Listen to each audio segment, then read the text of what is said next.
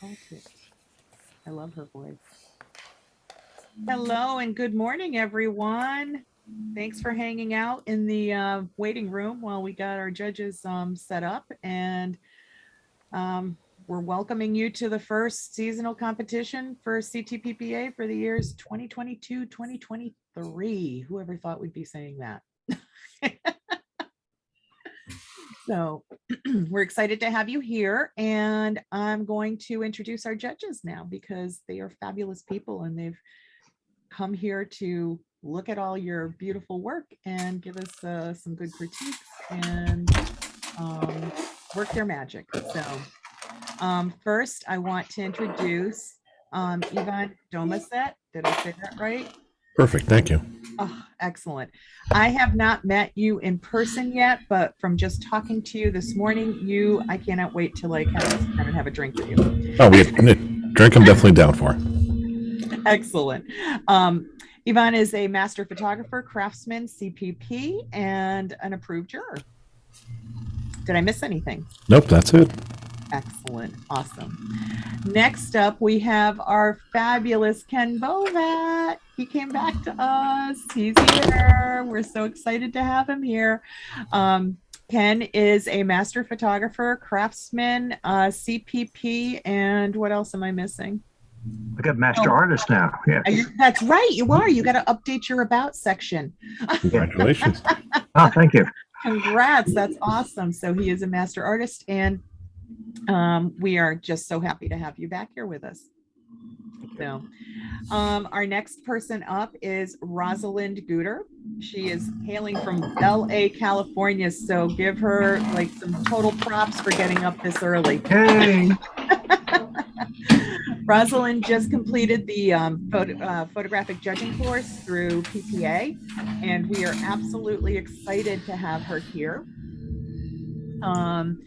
And a little bit about Rosalind. She is a certified professional photographer. She has a master's degree from PPA, and she also has an MBA from York University and an MSTNM from Syracuse. What is that? Oh, Rosalind. That is a Master of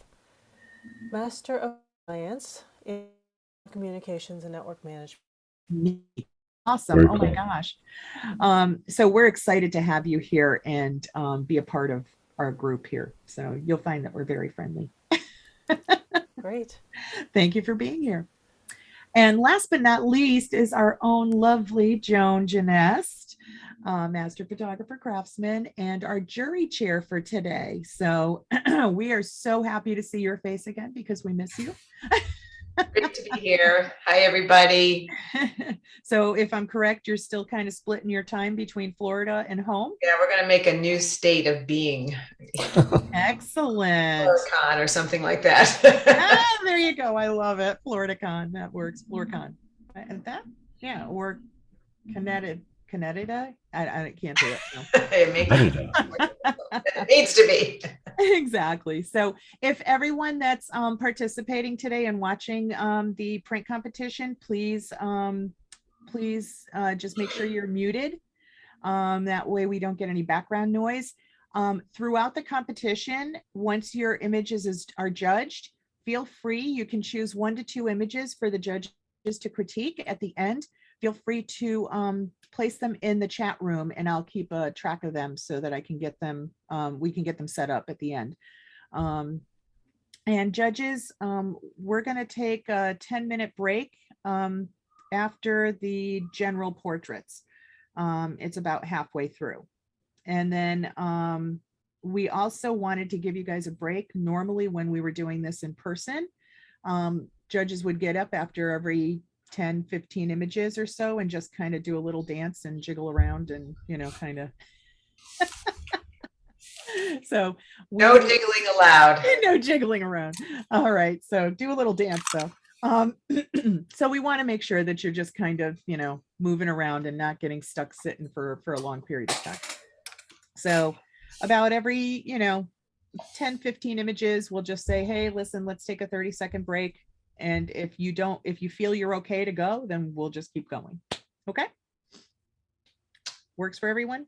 Sounds good. Sounds Good. great. Ready to Okay. go. All right, that's awesome. So I am gonna let it go and hand it over to Kevin, I believe. Yes, Kevin, if you could read our first description, thank you. All right, our first category is fine art, landscape, nature. Wild animals in uncontrolled lighting environments, zoo animals, flowers, seascapes, cityscapes, urban landscapes, and sunsets with or without people can be placed here. Our first image, a tranquil harbor.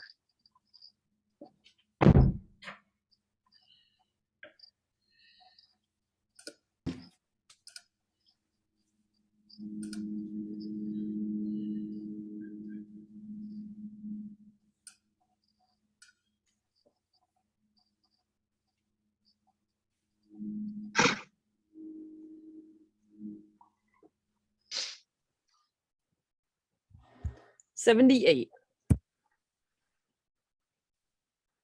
Get your own fish.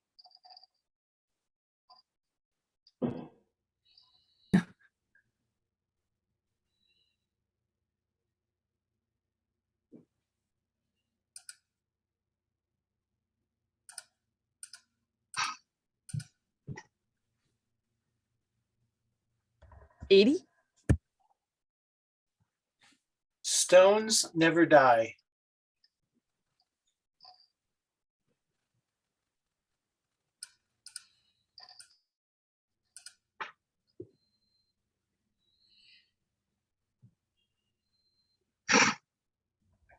'76. 240 miles per hour.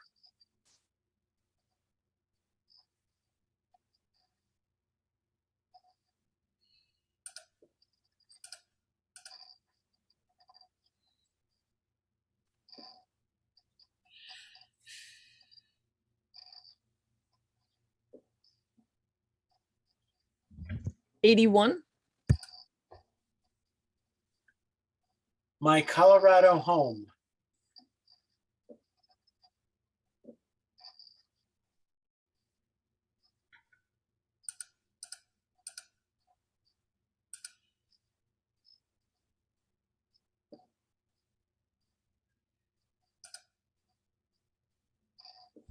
'85. Your face would be red too if you lived in Siberia.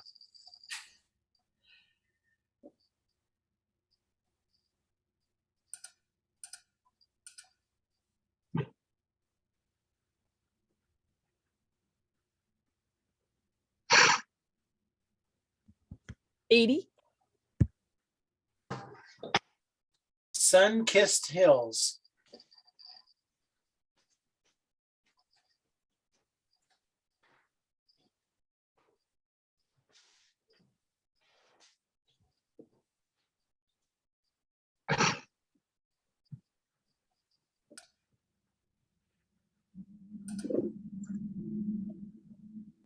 '84. Fly fishing.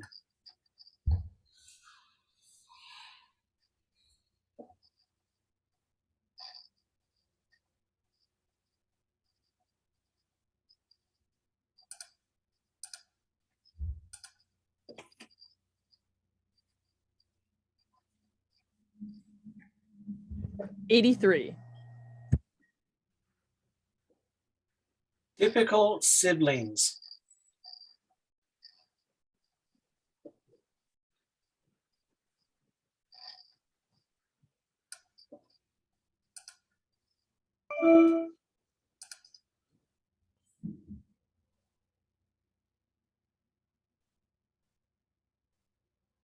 '78.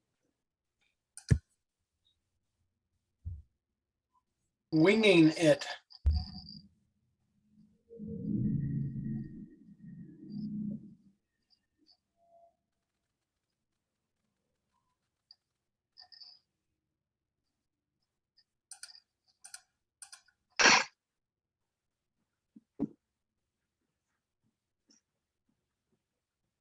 So the score is 80. We have a majority challenge. I'll take it. Yeah. I'll take the challenge. I'm at the merit category with an 82. Just lost the image. Well, great subject matter. The leading line from the wing, bringing us right up to the seagull's face, nice and crisp and sharp. It feels like this is literally like actually in my face. So very intense, which adds to the impact of it. Great color harmony throughout. Rosalind. I was at a, can you hear me now? Yes. Okay, I was at a 78 on this image. I did not enjoy the composition with the camera right wing cut off, and I felt that there was not enough control of light. Ken? So I scored a 79. I thought I just missed. I agree. The chopped off wing was distracting. And also how the bird blends into the cloud kind of left it too much two-dimensional. Rebuttal, Yvonne?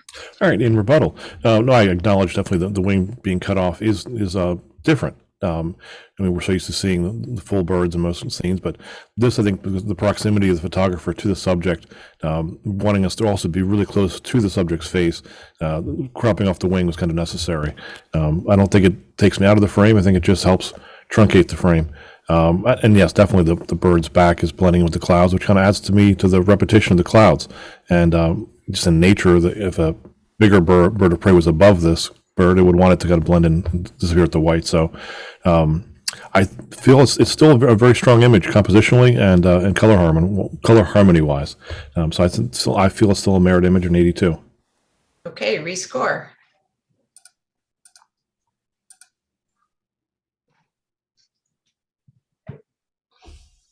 $79 with another majority challenge. No, I think it just stays at that point. It's 'cause gonna you stay got at it. that Yeah, point, yeah, right? yeah. Okay. Phew. All right. Small town sunset.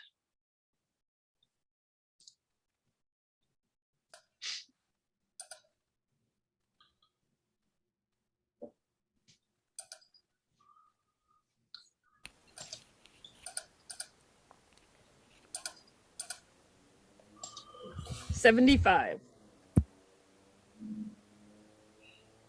When worlds collide, the whirlpool galaxy.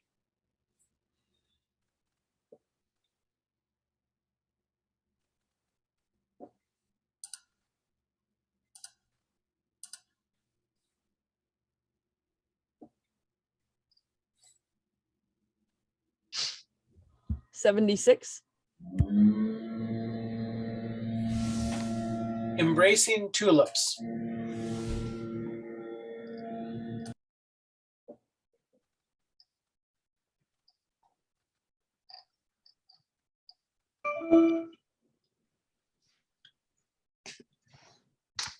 $82. Tranquil beauty.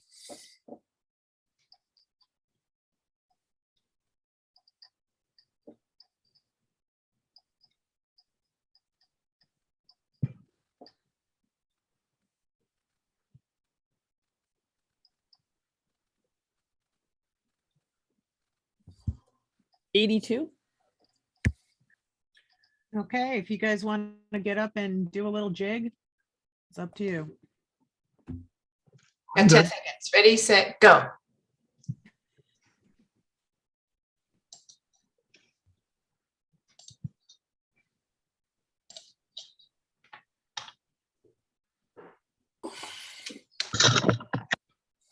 Okay.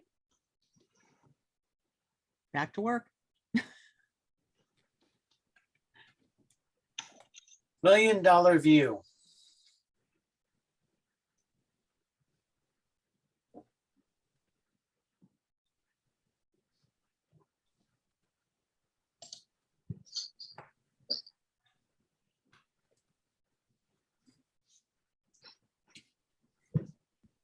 $82. Before the butterfly.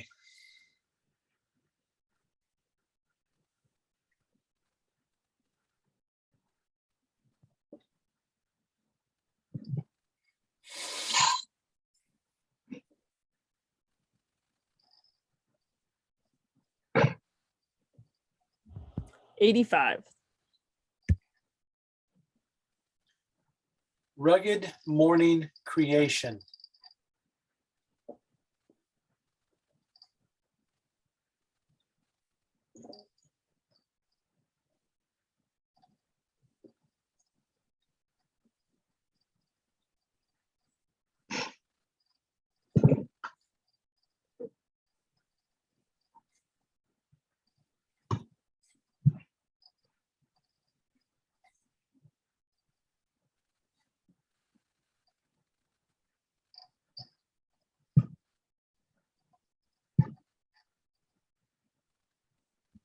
85.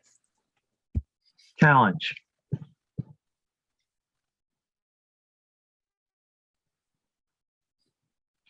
Ken, I'm sorry. Phew. Yeah, all right. And I scored this in 88. I the excellent category, and I really like the color harmony and the composition. Everything is just going for it. And I thought it was a little bit above and beyond. I was the top of the merit category with an 84. Agree with a very strong image. I just felt the presentation was just keeping back out and coming up in the next category. I scored 82, and I love the composition. The scene is great. Contrast level is a little shy for me for the impact that I'm looking for. I also get the feeling there's a little bit of a cutout feel in it, especially over on the right side where that dip comes in after the first monument all the way to the right. It feels just a little cut out there. So I'm losing a little bit of impact with that. I still felt it was a merit. Rebuttal, Ken? Okay, in rebuttal, I think the comment about the contrast and the presentation kind of goes with the look. I think what they did was handled very nicely. That matting kind of adds to that feeling that they are creating, and the cutout look is just how the mountains are. That's from me. I can't see any obvious thing how everything was dropped in. That sharpness of the mountains contrasted with the softness adds to the whole beauty of the image. I'm staying at my 88. Hope everybody comes up with me.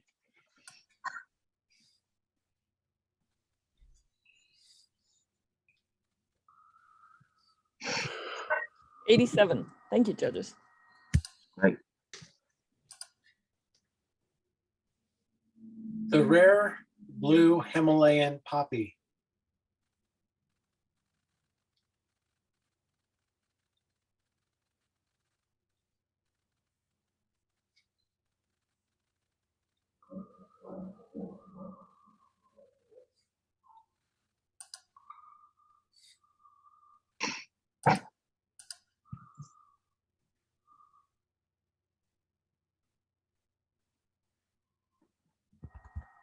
81.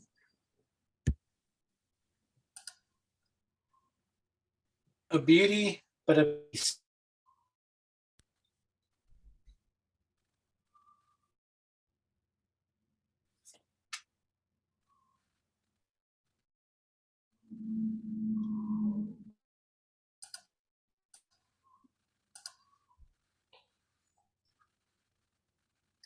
'Sorry, I'm having trouble with my phone. Okay. There you go. 77. Petal dance. Sorry, title again? There we go. Petal dance. Thank you.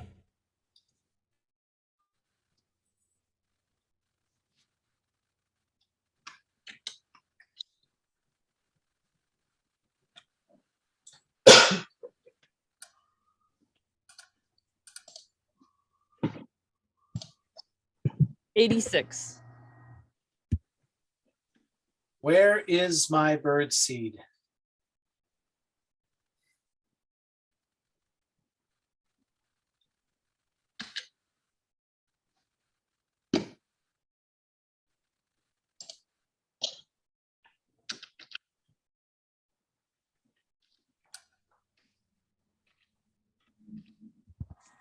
84. We're going to switch categories now. And I did see a comment in the chat regarding commentary on the images. So if there is a challenge or a majority challenge, that's when an image gets discussed. Except for that, each maker can choose 1 or 2 images to have a discussion on. And then we also have a category that is critique only. So for the newer people that are joining in, I just wanted to address that chat comment. So Kevin, if you could read our next category. Our next category is fine art, illustrative, commercial. Images created for a commercial client to advertise a product and promote a brand or company should be placed here. Images can be an interior or exterior of a structure or within an industrial environment. Illustrative can also be conceptual images that tell a story. Our first one. If there are many thorns in your life, it is because you are a rose.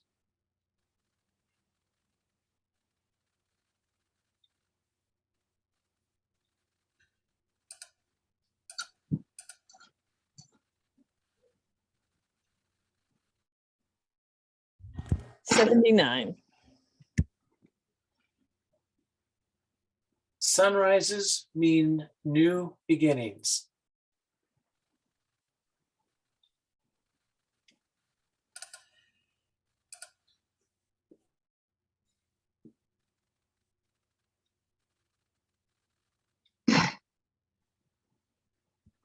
$79. Recursion.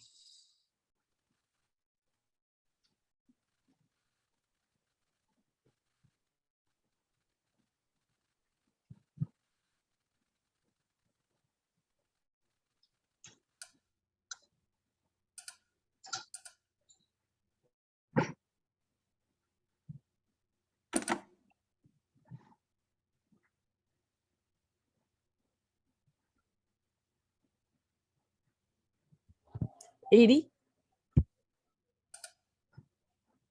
Explorer 323 final exploded view.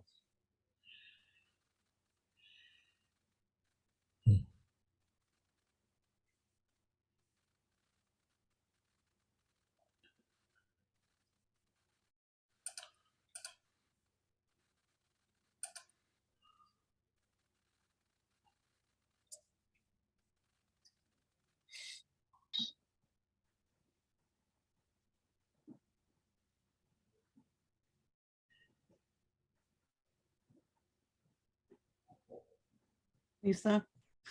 Sorry, I was on mute. Gosh, Oh. 80 majority challenge. I'll take it. Challenge. Okay, Yvonne, thank you. Sure. I'm in some for a product. When I first heard the title, I had no idea what to expect. Now I totally understand what this. Well, I don't totally understand. I understand some kind of a radio communication device, and I can see all of the hookups and how they work and how the configuration is to be assembled. So for commercial image, this has given me a lot of instruction on a product that I know nothing about. I can appreciate the nice color gradient going across the case itself, giving me a 3-dimensional feel. The lighting on the other items is great. There's some nice highlights on the blacks. It looks like the cables have been meticulously placed, make sure that they all line up with where their ports are going to go eventually. And then the final presentation of that gradient blue from the center is a nice contrast against the sandy earth tones that we have on the case itself. Roslyn, Okay, I was at a 78 on this, completely for technical reasons. First of all, there is banding in the background, and the shadows have a number of problems. First of all, the direction of shadows is inconsistent throughout the image.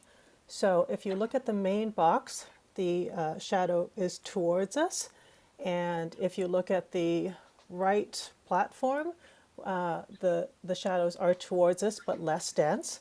And then if you look at the left platform, the shadows are to the left. So shadow density, shadow direction are wrong, and I get a whole feeling of floating from the image. Ken, Yes, I scored a 79. I thought I just missed, and it's been said by Rosalind very well. Thank you. Okay. And rebuttal, Yvonne. Sure. Well, in rebuttal, I agree that the shadows are slightly different from image to image.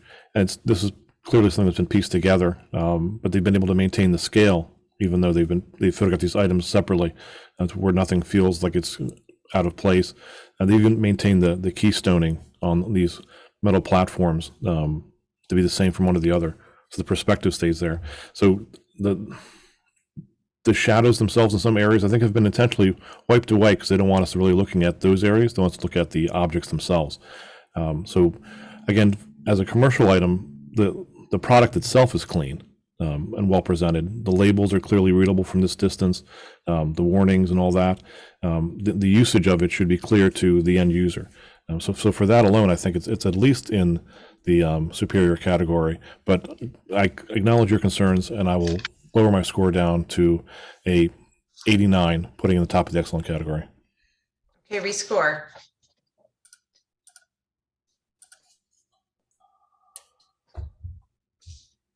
'81.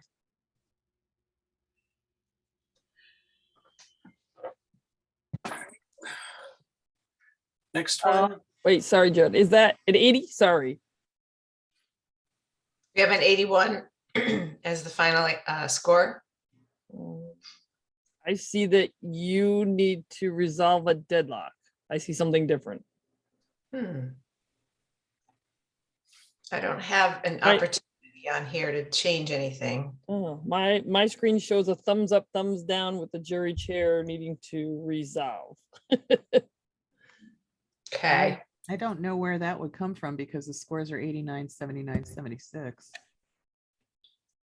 So it's a majority challenge again then. Majority challenge, unless you have, Oh, but mine I'm not shows sure on up the different. background working there. All right, I'll just.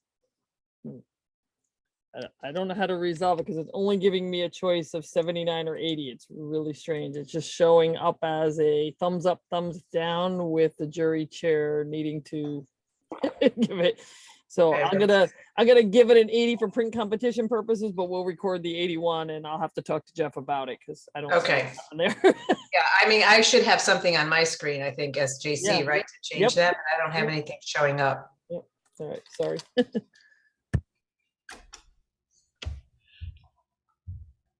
Okay, Kevin. All right. The road ends under the Spanish moss.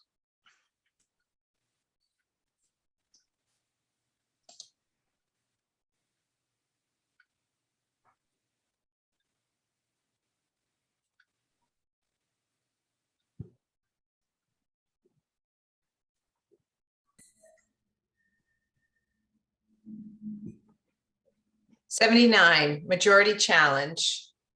Yvonne, you want to take this? Sure, I'm at an 81 with a merit category. Great leading line here with the road bringing us from the center, middle of the frame with actually leg exiting, and then we're rewarded with flowing old man's moss beard thingy hanging off the trees, and lots of little points of interest can jump around and go from limb to limb. Rosalind, I was at a 77 on the image because I was very confused. There are areas of sharpness and blur throughout the image that are not explained by depth of field. So my eye was going all over the place trying to figure out why some areas are blurry and others further away were more sharp.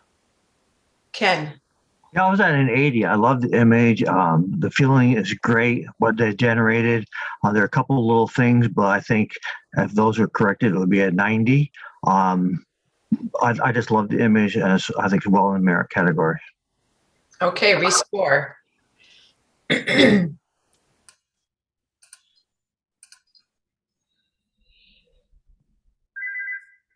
80. Sorry, Lisa. I'm so used to announcing the score. All right, we can take another 10-second dance off or whatever you want to do. Shake your legs out, shake your arms out, Okay, everybody stand up, turn around, and do the hokey. okey dokey. Oh, All right. everybody hokey pokeyed out? Good to go. Okay. Next one, follow the leader.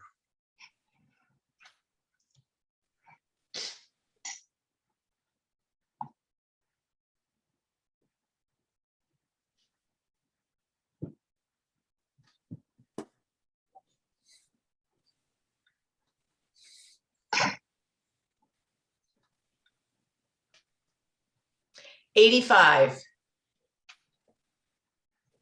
Any challenge there? Challenge. Oh, Rosalind, there you go. Good girl. I was yelling, but I had it muted. I was at a 90 on this image. I love the composition. I love that there is sharpness throughout, technically excellent, and I challenge my fellow jurors to come up to the superior category. Ken. Yeah, I scored an 82. And I think I might have been low. Thanks for bringing it back and challenging it. The more I look at it, the more I love it. I'll be coming up. Yvonne. Sure. Merit category, the top merit category, 84. I enjoyed the composition and the leading line, obviously. I just felt the presentation didn't need all that excessive mat space above it. Rebuttal, Rosalind? In rebuttal, while I do agree that the presentation is a little unusual, I really enjoy the creativity and style in this image, and it just brings my eye all the way across, and I loop back and come back through it again and again. I enjoy this image very much, and I think we should reward the maker for the creativity in this. Okay, rescore.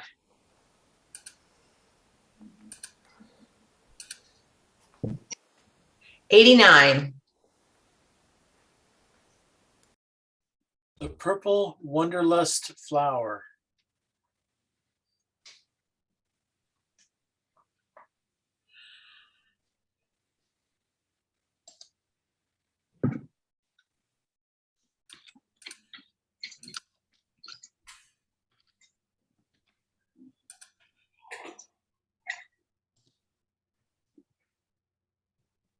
'78. The stories these steps could tell.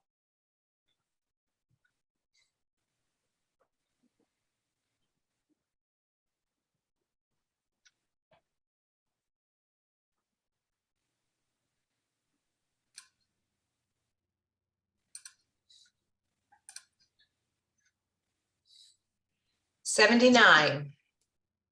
Challenge. Ken. Yes, I was at an 80. I was borderline on it, but I like to give this image a fair shot because there's a lot of great things there. The leading lines are great. The color harmony is great. The light and dark brings you right in a lot of depth. So I like to give it a shot and talk about it. Yvonne. I was in the average category of the 78. Enjoy the composition and the color harmony throughout. Lighting coming through the top is pretty interesting, giving you nice patterns here. But I'm finding some of the metal railing, especially closest to us on the right, kind of gets soft, and whereas in other parts of the scene get sharp again. Rosalind. I was at a 78 on this image. I am very confused by the depth of field issues again. If we look all the way up to the top of the stairs at the wall, that is sharp, but on the sides, the two side walls are actually closer, and areas there are quite blurry. I was also very distracted by the mottled lighting on the two side walls, and they're a distraction to me, easily cleaned up. So that's how I landed at a 78. Rebuttal, Ken. Yes, I see your points, and I'll be rescoring at a 79. Okay, rescore.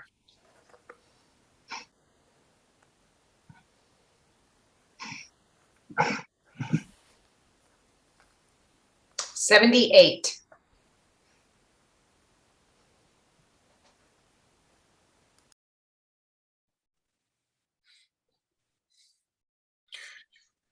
All right, we now move to artistry.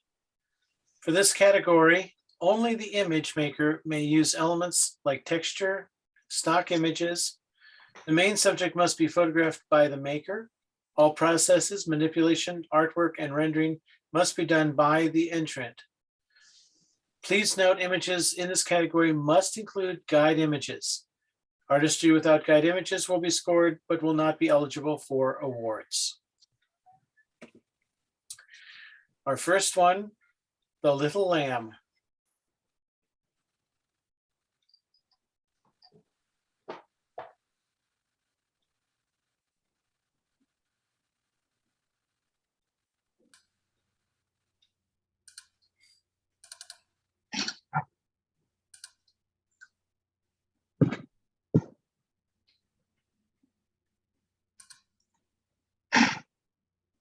'86. Ansel Adams would love Photoshop. CC.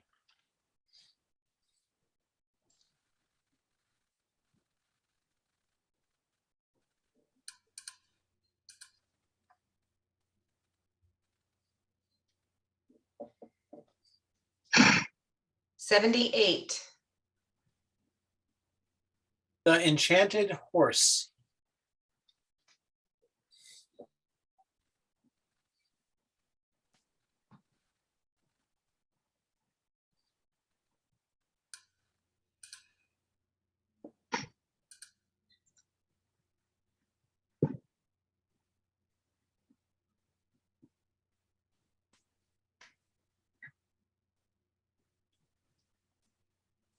'82.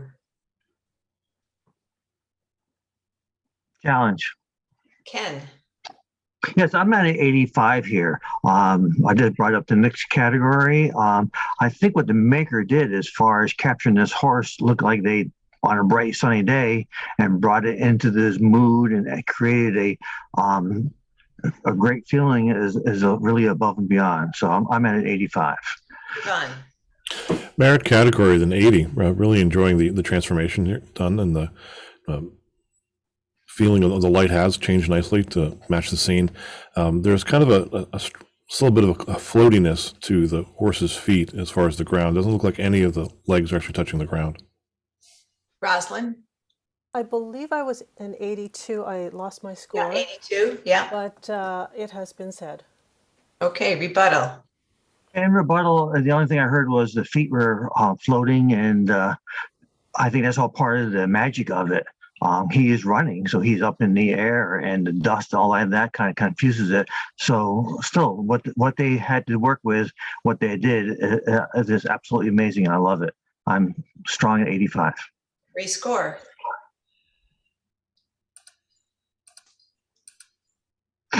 '82.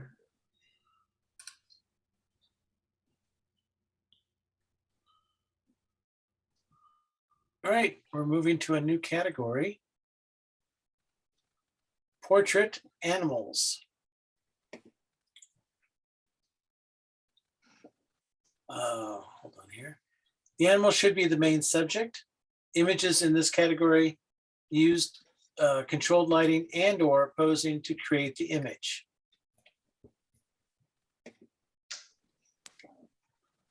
He comes bearing gifts of spring.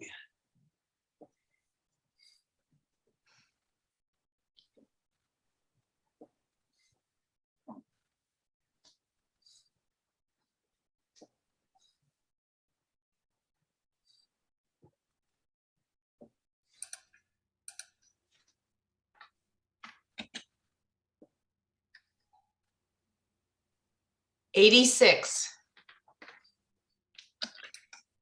I'm so happy to see you.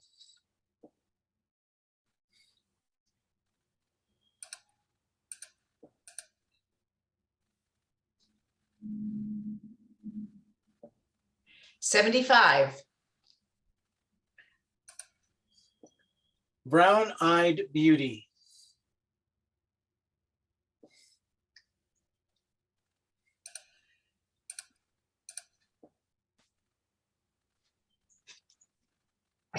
'77.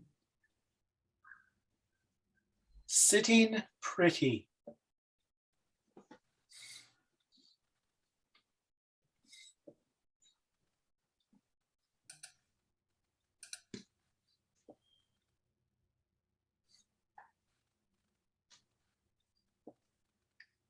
'77.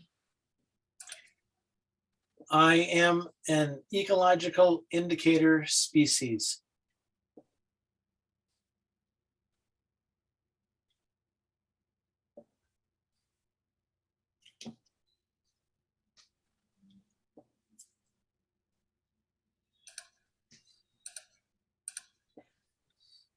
You have a majority challenge. Ken. Score 79. Score Yeah, I was at an 80.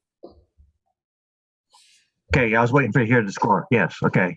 Yeah, I was at an 80. I just had that little extra thing. It's very creative. I like what they did with the colors, and the floating of the tip of the flower with the story with it. So it was a good storytelling. So I thought it made it in the merit category. Okay, Yvonne. Merit category is an 80. Enjoying the leading line of the flower bringing us to the butterfly itself. The position of having the kind of on the top of the flower, almost out of the frame, gives me the feel that the butterfly is about to launch off that flower and move on to the next. Rosalind. Okay, I was at a 78 on this. At first, I was very confused by the composition because the flower, it wasn't apparent to me at first what that was and why it was floating.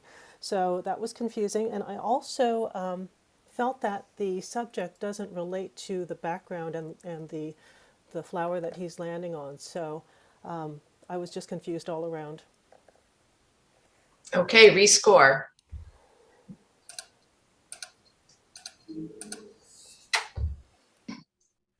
We have a 79.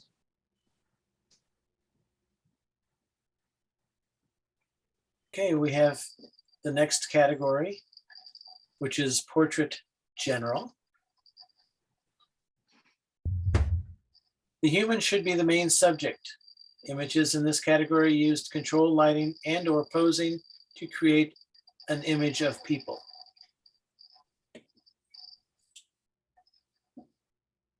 First one, urban fashion.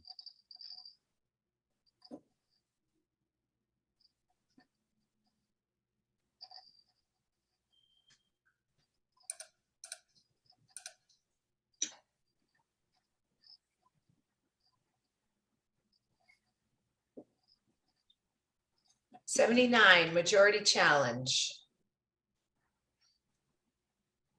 Ken, let's start there. Okay. Yes, I scored an 80. The lighting was nice. The color harmony was nice. So that's why I went to 80. Yvonne. Above average category with a 78. Enjoy the composition and the model sitting here in kind of dead center gives kind of a more powerful positioning. The eyes, though, are pinned to the corner, and so I get a lot of white from her eyes. I'm not able to really enjoy the iris at all. And her left arm, the way it's bent up, is catching a lot of the light, so it's getting very hot there. Rosalind. I was at a 78 on this image, and I think I have you in, Rosalind, as an 80. Oh, you're right. I'm at an 80. I was conflicted on this because on the one hand, it's trying to be a fashion image, and on the other hand, it's a portrait. And by portrait rules, it breaks all the rules in terms of the hands and the posing of the eyes, as was mentioned. So that's why I was so conflicted, and I landed at an 80. Okay, rescore.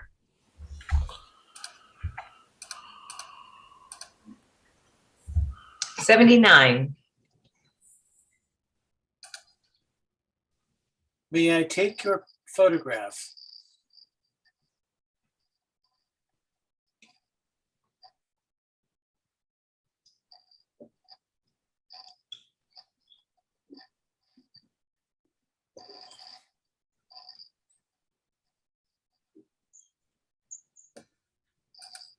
Come on.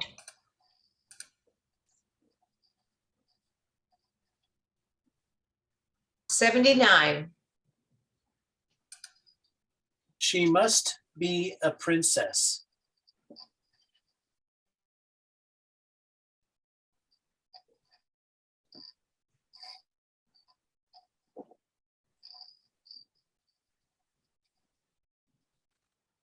81,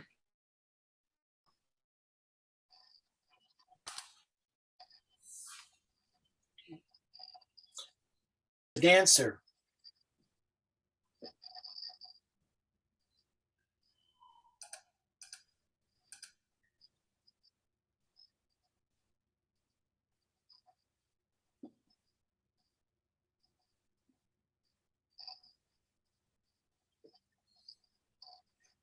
76, Nightlife.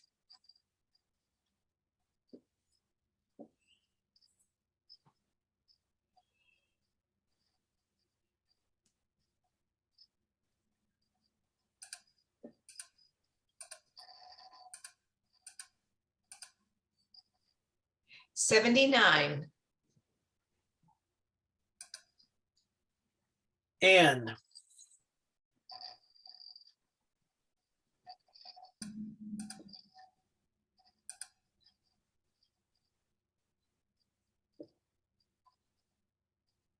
75, Sunset Serenity.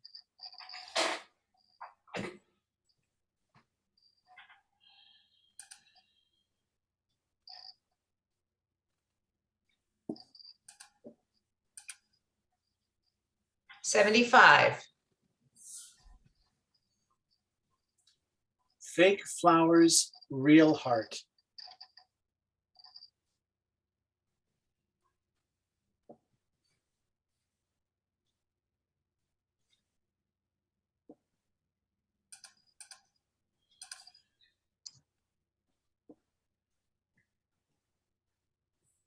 83, Challenge.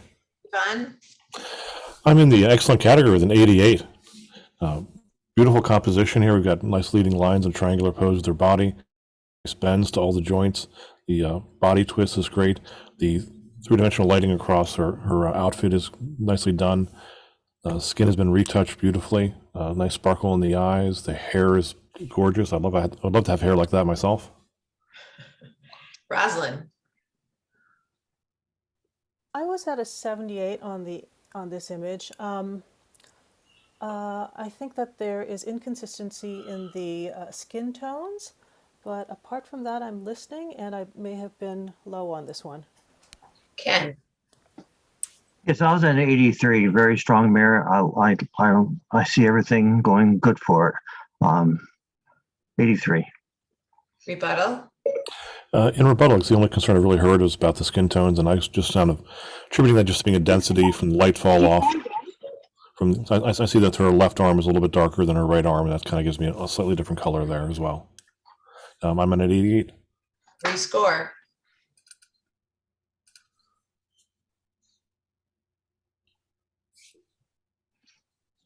$85. Study in Red.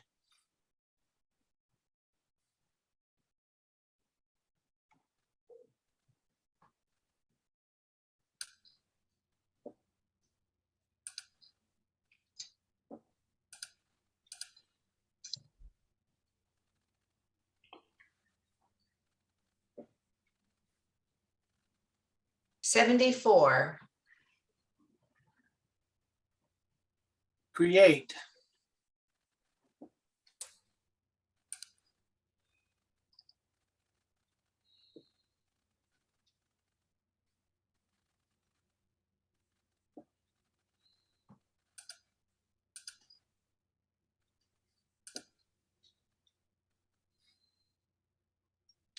$80.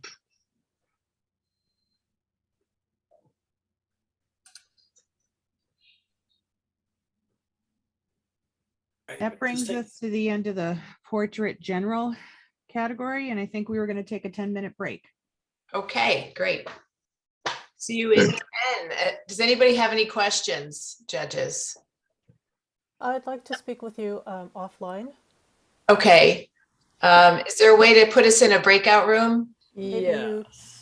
Give me a second. Let me pause record. Thank you. Thank you. We're at portrait, birth to 18 years. The child should be the main subject. Images in this category used controlled lighting and or posing to create the image. The first one in this category is reporting for duty.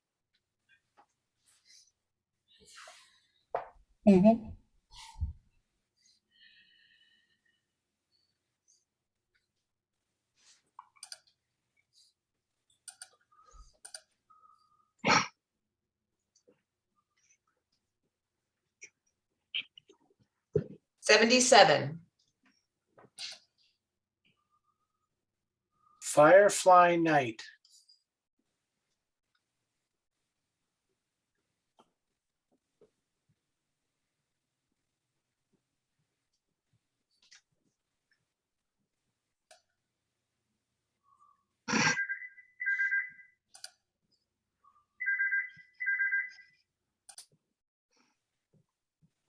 $79.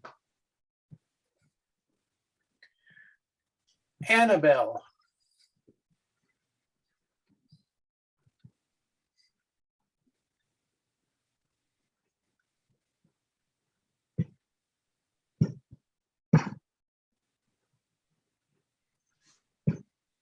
$83. Challenge. Sorry, I muted myself there. Yvonne? Yes, I'm in the excellent category, the solid 88. The focus is so clearly on this little girl's face. The subject is just gorgeous and mesmerizing. I'm just trapped in those eyes right there, and their wide open irises just kind of sucks me into her soul. I love how the drop off of light is so severe and quick that I'm not distracted by the lower portion of the image. I'm just fixated there on her face. Roslyn? I was at an 82 on this image. I wanted to love it, but here's what was holding me back. First of all, the posing of the hands, the claw-like hands are not optimal. The lighting on the face, there could be more light, especially coming into her eyes, and the skin tones are inconsistent. On the face, it's more yellowy. On the hands, there's a lot of magenta and going brownish and into the muddy tones. Ken? Yes, I scored an 80, and for everything Rosalind said. Rebuttal, Yvonne? Okay, so in rebuttal, I think the clawed hands are just the nature of this child. She's kind of pensive, and it shows poem of her character. It's not so much of a perfect placement of the photographer as much as capturing the essence of the child itself. And for me, I think there's just enough light in the eyes. The eyes are very black because the iris is so big that the pupil is so big that I'm just barely getting a little bit of iris out of it. And the discoloration is just a matter of a minor thing that doesn't keep me out of the excellent category, but it keeps me from going in the superior category. Rescore.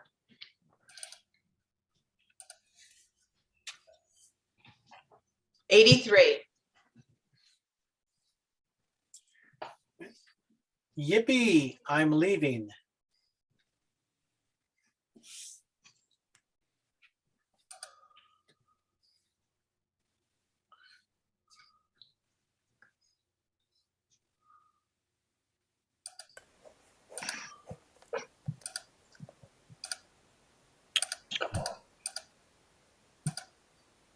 $78. Long live the Queen.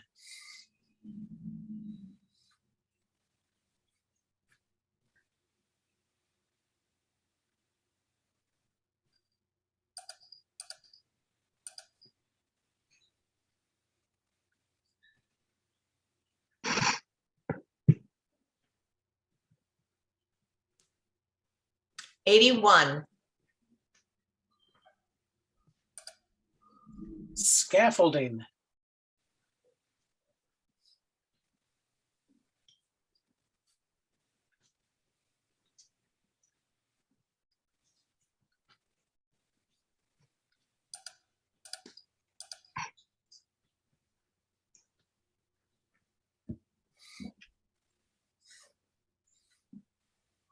$82. Challenge. Ken? 'Cause I'm at an 85 here. I really think this was a subject very well handled, and the maker brought something very special out of the spirit of this person. That's what portraits is all about. Put them in a scaffold with the lines of the scaffold, brings your eyes. They control the composition very well with the placement of the thing, the light and the dark. Adds a lot of dimension, and I just love this. It's a great image. Yvonne, Merit category 82. Great use of the harsh environment against such a pretty subject. Gives us a nice contrast there. The lines, obviously, as was already mentioned, are nice. Bringing us up to a triangular line up to her face. Rosalind, I was at an 80 on this image. I think that the composition could be just a little bit finessed, where she's a little bit more within the triangle of the scaffolding. That would help. And the posing could be finessed a little bit too, with her left arm being so straight and then her very straight hand. But I'm listening. rebuttal. Yes, at first I thought the straight line, that's something that really bothers me. But in this case, with the scaffolding, it adds to the dimension and the strength of this girl. The straight line is a feeling of strength. So I think they. Oh, I hear that. I hear noises. So that's the strength of the whole composition, and I think that the maker did an excellent job of telling that story that's above and beyond. So I think it's in the excellent category. The more I like it, the more I love it. And I think I'm coming up to an 89. Rescore.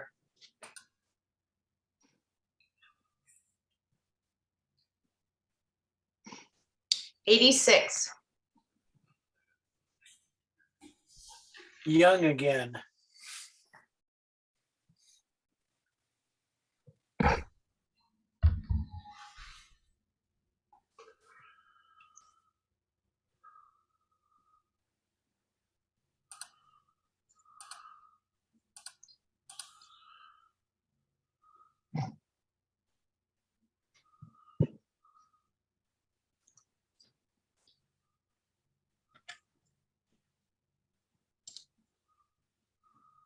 '83.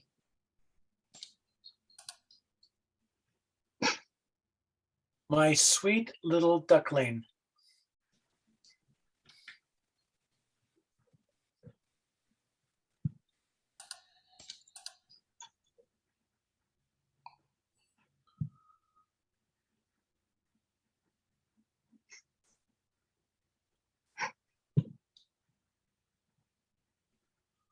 '81.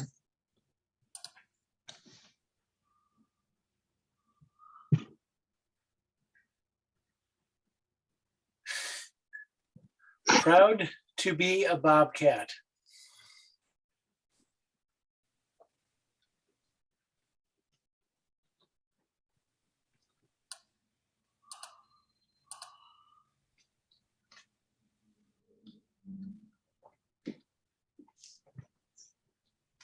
'75.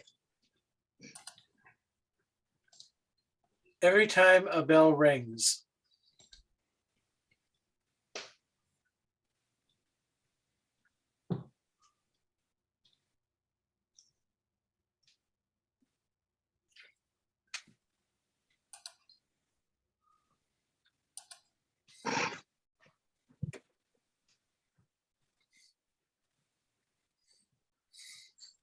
'82.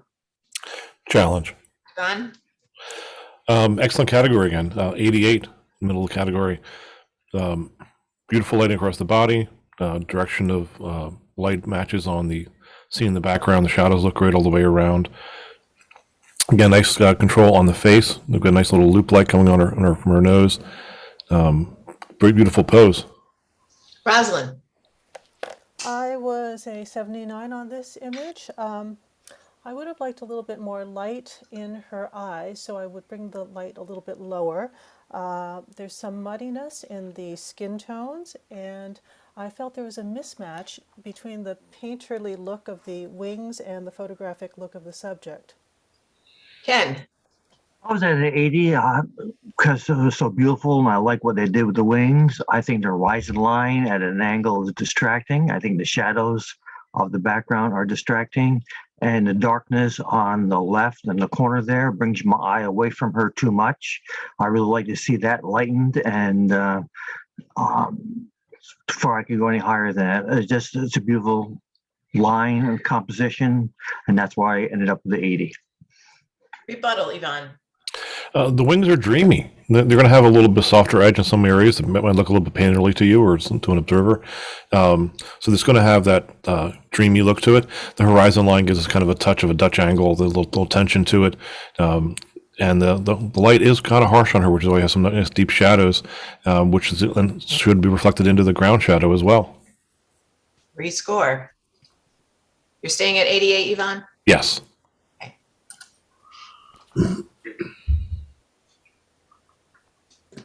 82.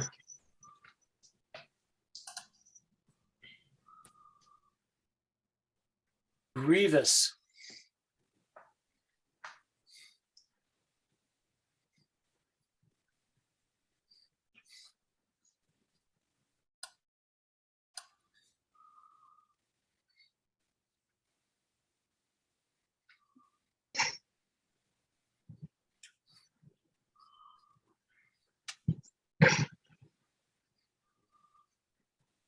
$78.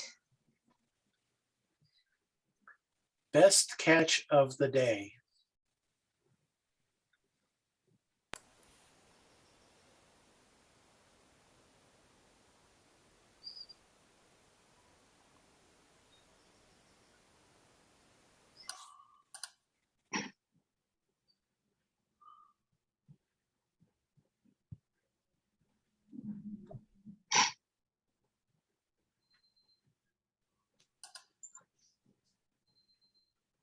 $81.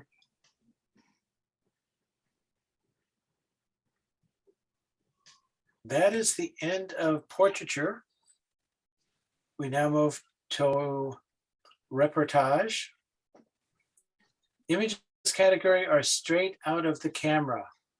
Image maker may zoom in or crop the image, but no other tweaking or adjustments are allowed.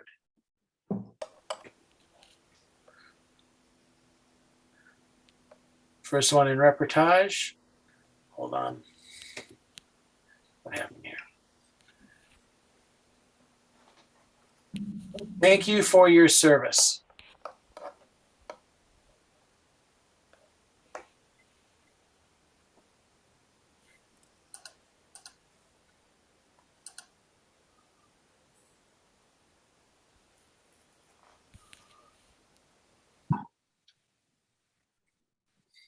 Uh-oh. Can I get reset? It went through, Ken. Is that good? Yeah, I put the wrong score in. Okay, 78. Okay, You're okay with that, Ken, or we need a that's restart? okay. No, that's okay. Yep. All right, next. What's happening here?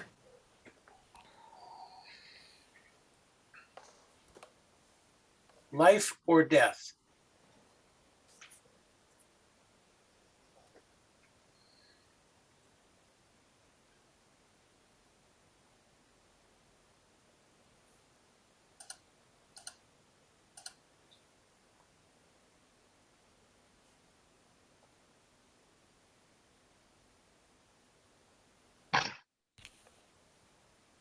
$81.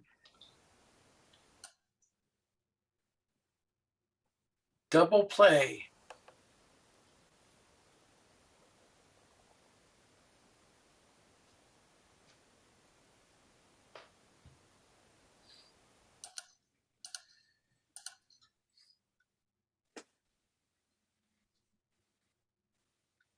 $78. Mutual aid.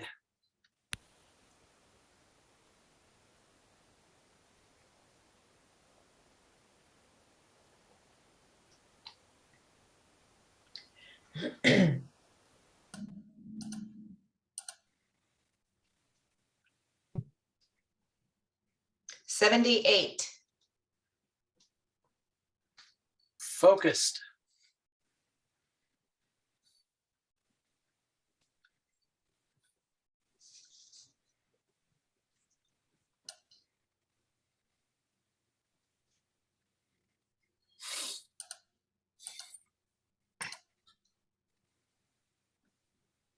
78. Finally, onward to solar.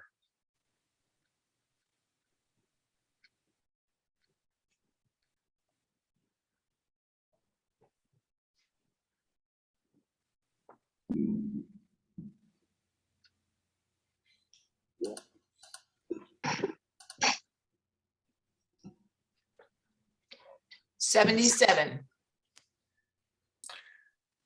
Conversation with a congresswoman.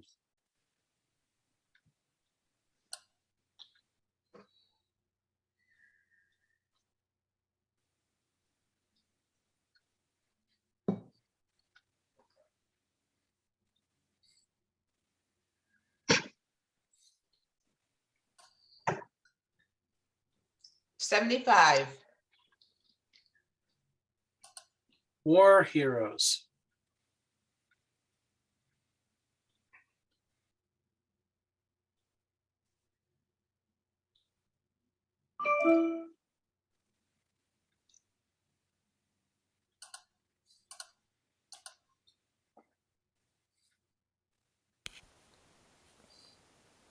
78. Angry bird.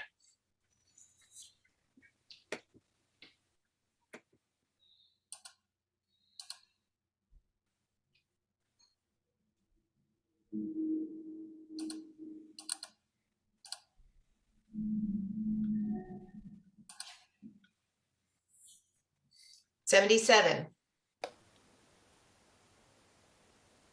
Time of our lives.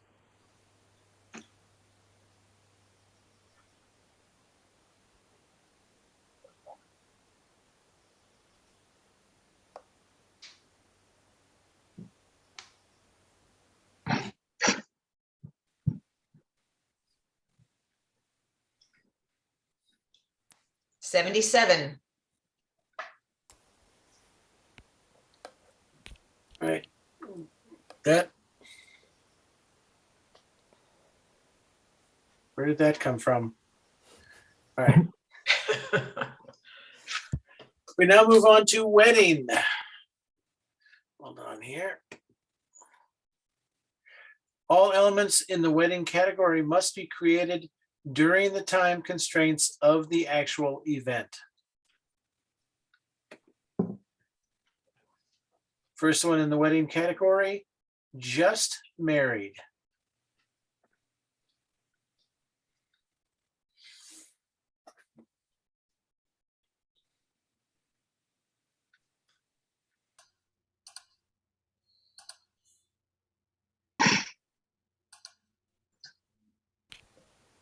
$77. Show me the money.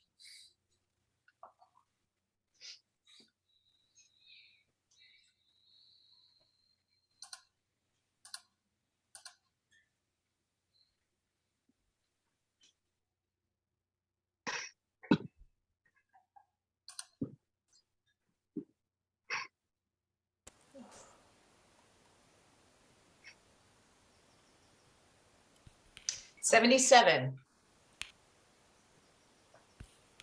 Booyah.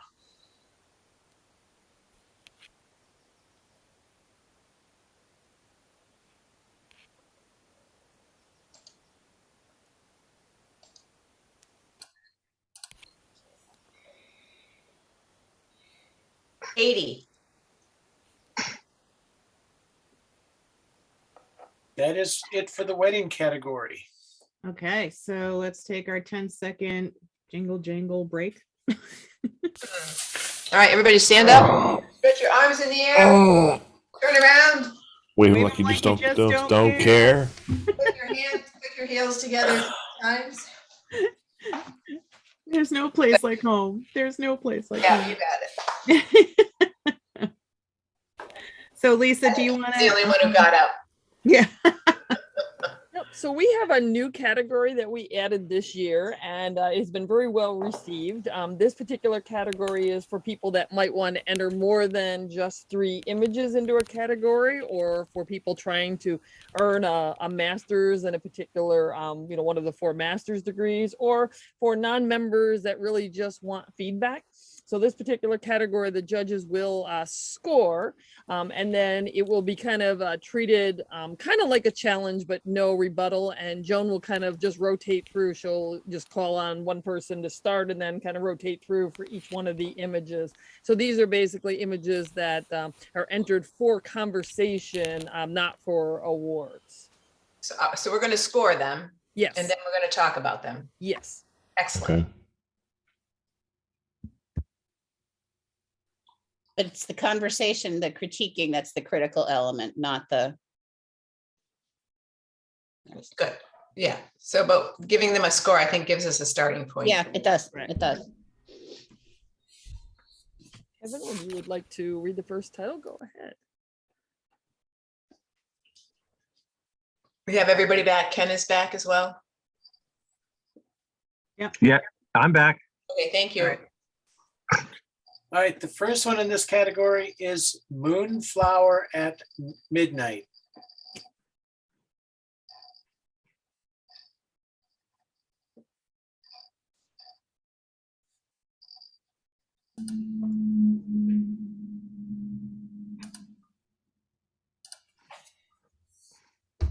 $78. So we'll start with Ken. Okay, I scored a 77.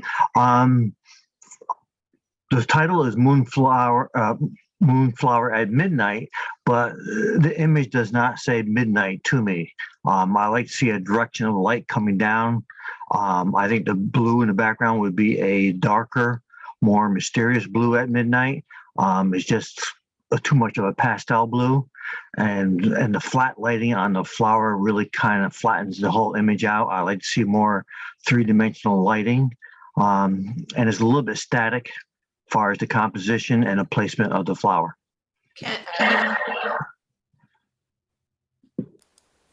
Yvonne, we'll go with you next. Okay. Right now or for the next image? No. We're all going to say something, right? Is that the deal, Lisa? Yeah, We yeah. all going to say something, Yep, right? kind of like a challenge it doesn't have without to a be rebuttal. really long, Oh, lengthy thing. Just add 1 or 2 points to what's already been said. I apologize. I misunderstood that. Okay, so the subject matter confused me as well, but then I kind of took it as being a dark, moody image versus the bright, sunny part of the day. The composition was interesting, but as Ken has already mentioned, it didn't quite feel like midnight. Rosalind. Okay, I was at a 78. I don't have the image right now, but I agree with everything that's been said. In order to go with the storytelling element, I think I would desaturate the colors and maybe even make it a black and white to support the story. Okay, very good. Thank you. Cloud Stacked Sunrise.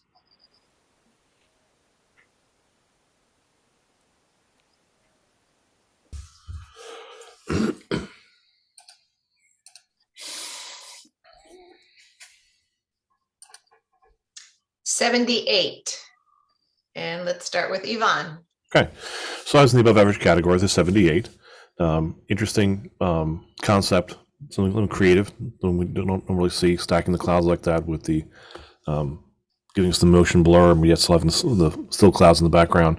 The horizon line is crooked to me, or maybe it's just a hill, but then with the water, it does feel like it's kind of really curved to the right and higher on the left. It is challenging having the sun itself directly in the shot. As a result, we have all the silhouetting, and we have a lot of darkness at the bottom, which could be cropped out to make it a little stronger. Rosalind. I was at a 76, mainly because of the blocked up blacks. So in this case, you could do a bracket, HDR, and just carefully masking the areas that are black. Yeah, that's where I landed. 75. Ken? Ken's next. Ken, you're muted, honey. Okay, thank you. Sorry about that. Yeah, I scored an 80. I gave them the benefit because it's such a hard, contrasty lighting situation. I thought they handled it very well to photograph the sun that way without having the halos and all the problems you have. The streaking of the clouds I thought was very nice. I think to make it better, though, I think the composition of doing a vertical composition of a horizontal subject adds a tension that takes away from the impact of the image.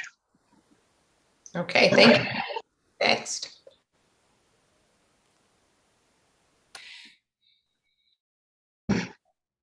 Come visit.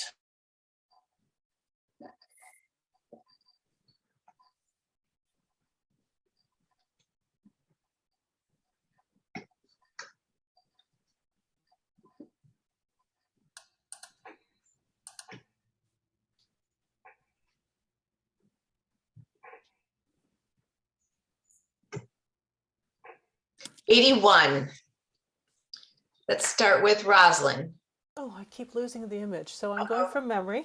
If you go to your Zoom page, if you can easily click over to that, because she has it up on the Zoom as well. Okay. I was at an 80 on this image. I like the subject matter. I like the composition, although I would have liked just a little bit more headroom. And the direction of light is good. I would have probably liked a more dramatic sky, but definitely on the right track. Ken. I was at 85. I love what the capturing of the light, how the leading line comes in. The light shows the definition of all the detail in the scene and the mountains. And that one highlight across the top I thought worked out very well. To make it stronger, I think the key line stroke is a little bit heavy. I would narrow that down a bit. And I agree, as the sky was a little bit more dramatic, this will definitely be up in another category. Yvonne. I was at a 77 large category. While I enjoy the top half of the image, I really get lost in all of the tracks in the sand, and I keep running around those things crazily and not enjoying the rest of the scene. So I'm kind of anchored in the lower portion. All right, thank you. Next image. Beauty after the storm.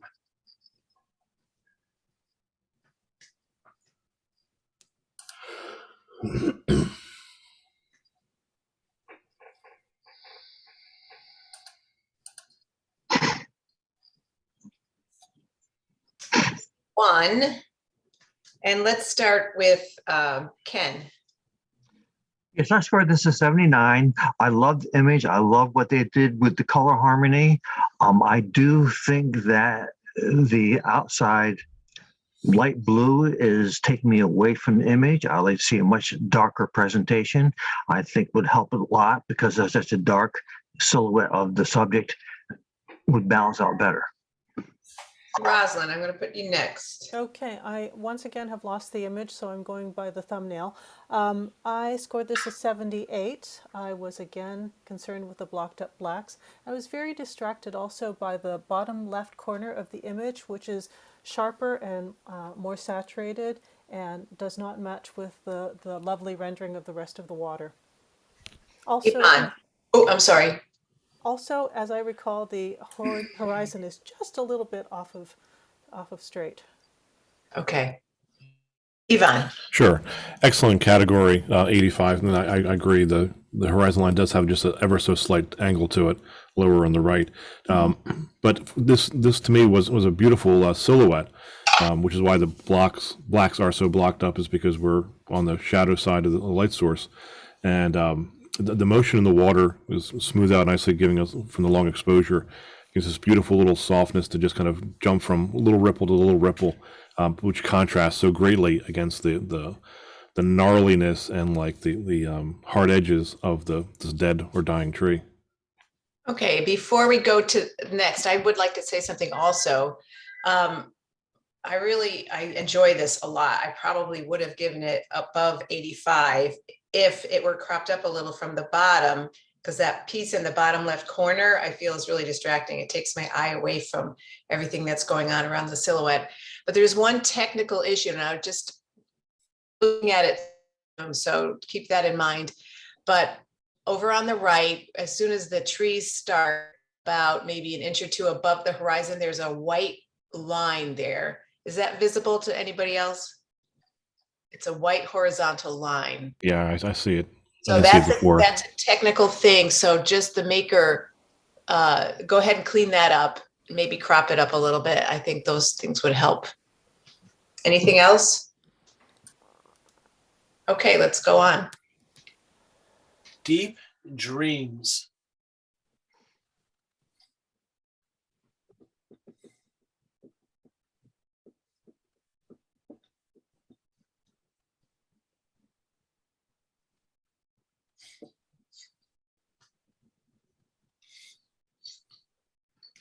$80.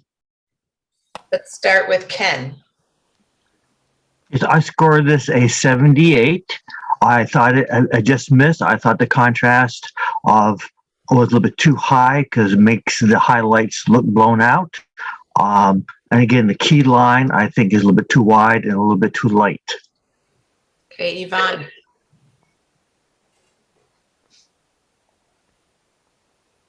Yvonne, sorry. Can you hear me? Yeah, those are the best comments you're never going to hear. That's just the best thing I could have said. Sorry about that. Yeah, so 78, above average category. Enjoying the composition. The subject has been well placed in there. To me, it feels like an infrared image, which is why the sky goes so black, which again adds creativity to it. Usually don't see infrared for this kind of location. But as I get to reading from left to right, the peaks on the shadow side, some of them seem to have a bit of a black line. I don't know if there's something naturally occurring or just some burning happened. And Rosalind. I was at an 84 on this image. I really enjoy it. Compositionally, I would have loved it even more if the maker moved to the right, and so that the peaks would be at a diagonal rather than more or less horizontal. I felt that the foreground area might have been dodged because it's not as contrasty as the rest of the image. So I would be careful of that and keep the contrast consistent. And I just love this image. Now I do see something on the left side of the horizon, just past that first mound of peaks. There's a little tiny peak that has a dark area at the top. It looks like a mistake. And as I look around, there appear to be some other examples of that. So I'm not sure what that is. Easily cleaned up. Great comments, everybody. Thank you. Let's move on. Honey, I'm home.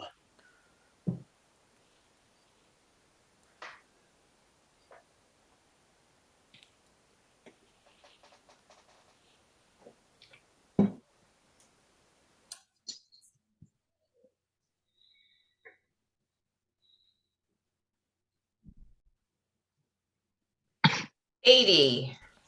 And let's start with Yvonne.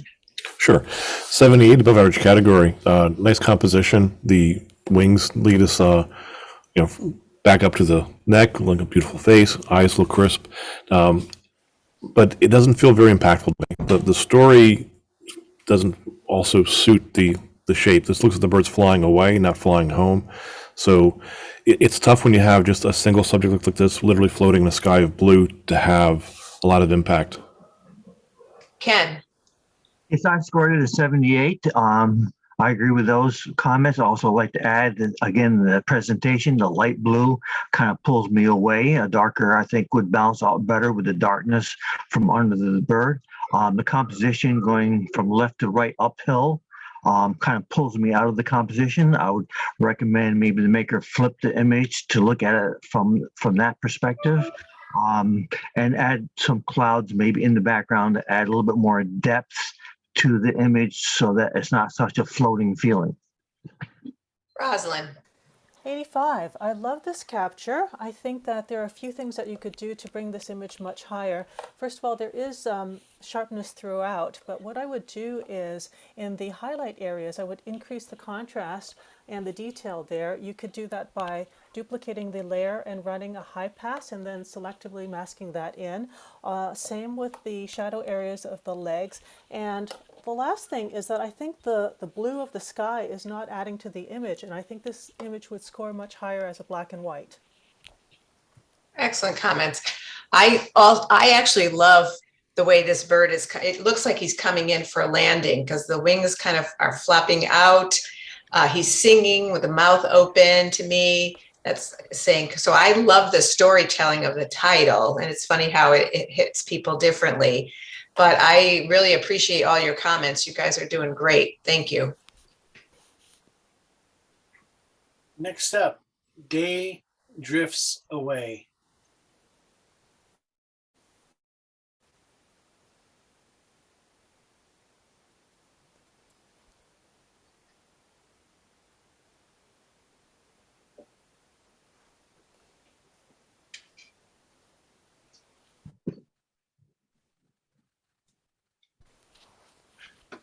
'81, and let's start with Rosalind. 84. Love this image. I love the way the leading lines bring me right through the image, through to the back. One thing I think would improve this image is to help lead the eye even more. What I would do is dodge the image, and my technique would be to duplicate the layer, change the blending mode to screen, back down the percentage, and then mask in the areas that I wanted to dodge. Ken.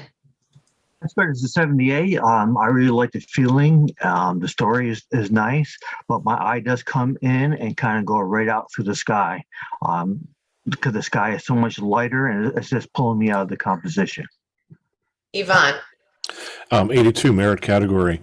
It has just really this desolate, dead feeling. The kind of, so end of day to me, red is also like end of life and just barrenness.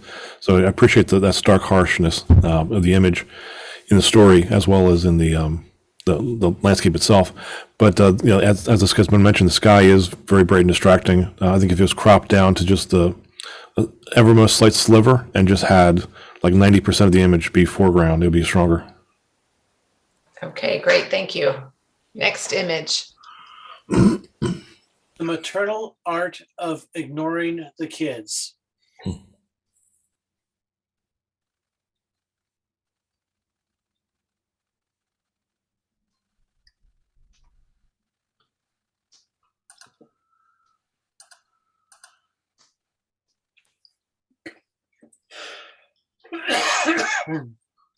'82. Start with Yvonne. So actually, my score was 82. Difficult time of day to photograph this, but the fact that the story is there is what's keeping in the merit category for me here. The positioning of mom's head pulled back kind of, it really highlights that ignoring, the kids are yelling at each other. The symmetry or lack of almost symmetry of the two birds, the baby birds at the bottom is great. It's just nicely composed. Rosalind. 83, mostly for the storytelling of the title in conjunction with the image. I would have cropped away some of the foreground branches. I think that is not helping, and given a little bit more headroom. Now there is a little bit of smudginess on the camera left side of the mom's torso, and I can't explain what that is. I would have preferred not to have the mottled lighting on the mom's neck and torso as well. Ken. I scored this an 80 because I love the storytelling. I do find a lot of distracting elements in the green, the highlights in the green, especially the one in the upper left-hand corner. Your eye goes right there, and there's a little bit to the right of that. There's another one. So all those splotches I think are very distracting. I might even consider taking that green down, on the green layer. Take the saturation of the greens down so that's not pulling me away from the subject so much. Yvonne. Okay, nothing new to add from the first time. It's okay. Yeah, so for my take, I agree with cropping up the bottom a little bit, and the greens, yeah, either darkening them or unsaturating them a little bit. So, but yeah, great comments, you guys. Thank you. Beauty in retirement.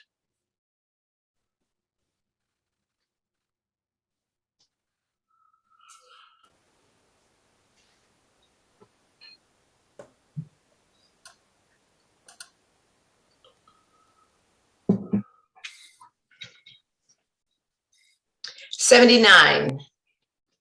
Let's start with Yvonne. So I was in the top of the average category for professional photographer with a 74. I understand this is a difficult thing to capture when you're trying to mix artificial light at nighttime with the night sky. So that's been handled well. But for the amount of cloud cover that you've unfortunately had this night, doesn't really make a strong image. And then the light source itself on this gray ground has given us very little saturation of the earth, but the greenery is kind of vibrant and almost oversaturated compared to everything around it. Ken. I scored this an 80. I loved what they did with a night sky like that. What they did as far as capturing the quality and the detail of the sky and matching it with the foreground and the placement of the subject against the black mountains. I liked it a lot, and I thought it was a nice balance of all the colors for this scene. I thought it worked out really well. Rob. 82, mostly for the degree of difficulty. I'm going to sound like a broken record about the blocked up black, so I won't say too much there. The light painting or whatever was done artificially for the subject, I would back that down on the ground, and I would also increase the contrast in the sky. Very good. Thank you. Next image. Making the nest.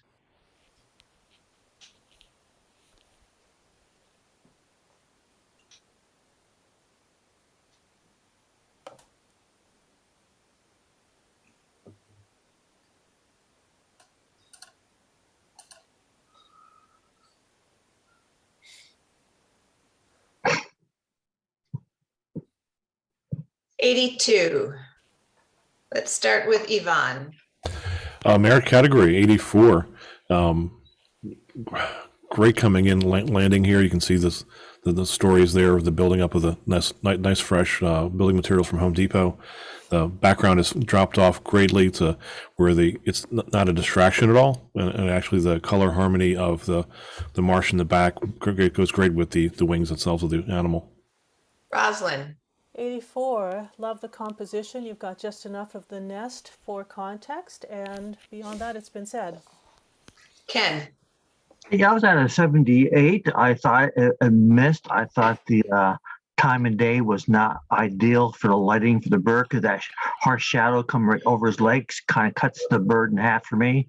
The horizon line goes right through the center of the composition, so I cropped some off the top. The nest was a nice storytelling, but there's things sticking up that I thought was very distracting.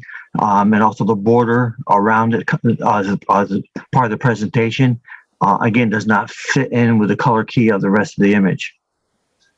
Okay, and the one thing that struck me was I like the nest there. I think compositionally it's great. I hit the nest and I go up to the bird and then I see the stuff in his claws and things. But if the nest could be toned down a little bit or maybe even brought some saturation into that so that it's kind of in the same key as the shadow on the wings of the bird, it would keep my eye from jumping down to the branches of the nest. But overall, I think this is really beautiful. Okay, next. Enjoy the night.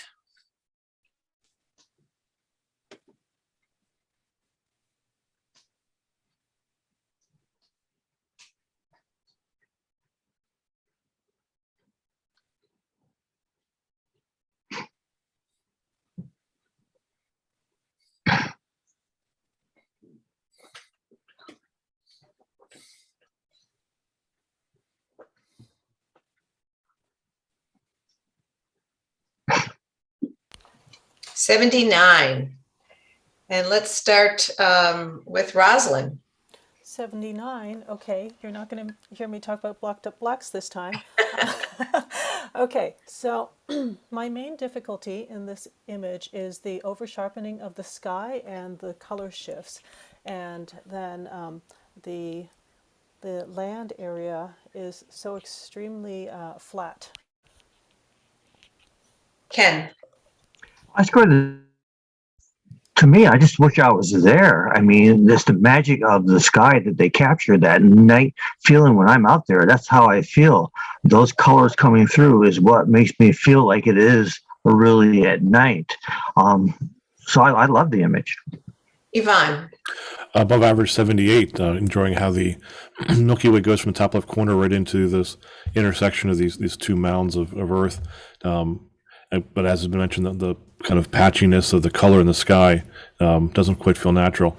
But as to the flatness of the sky, the flatness of the Earth, excuse me, does feel actually very appropriate. Since it's a moonless night, we won't have any direction of light. So in a star-filled atmosphere, everything goes flat. There is no direction. Okay. Thank you. Next. The leaf embraces spring.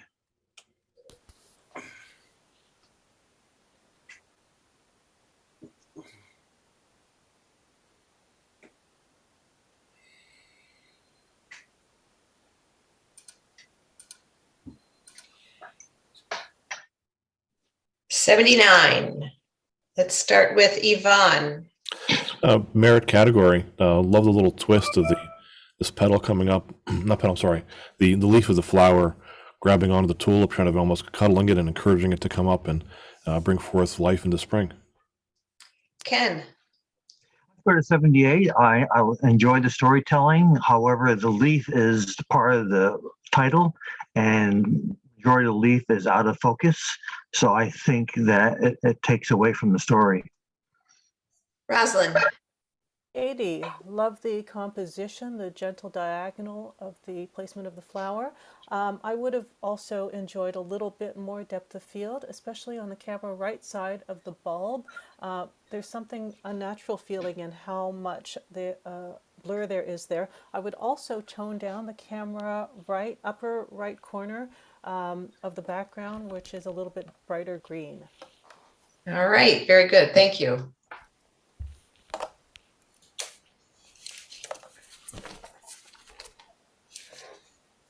Just stare at me.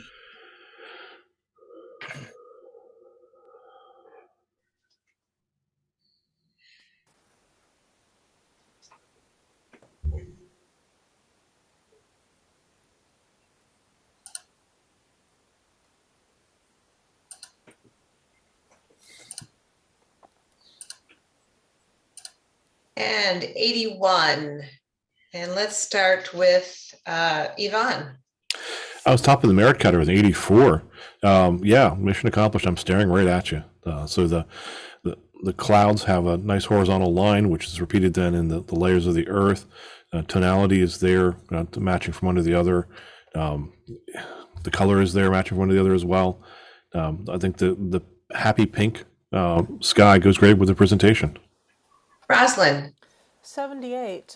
Wrong time of day, very flat, overcast lighting.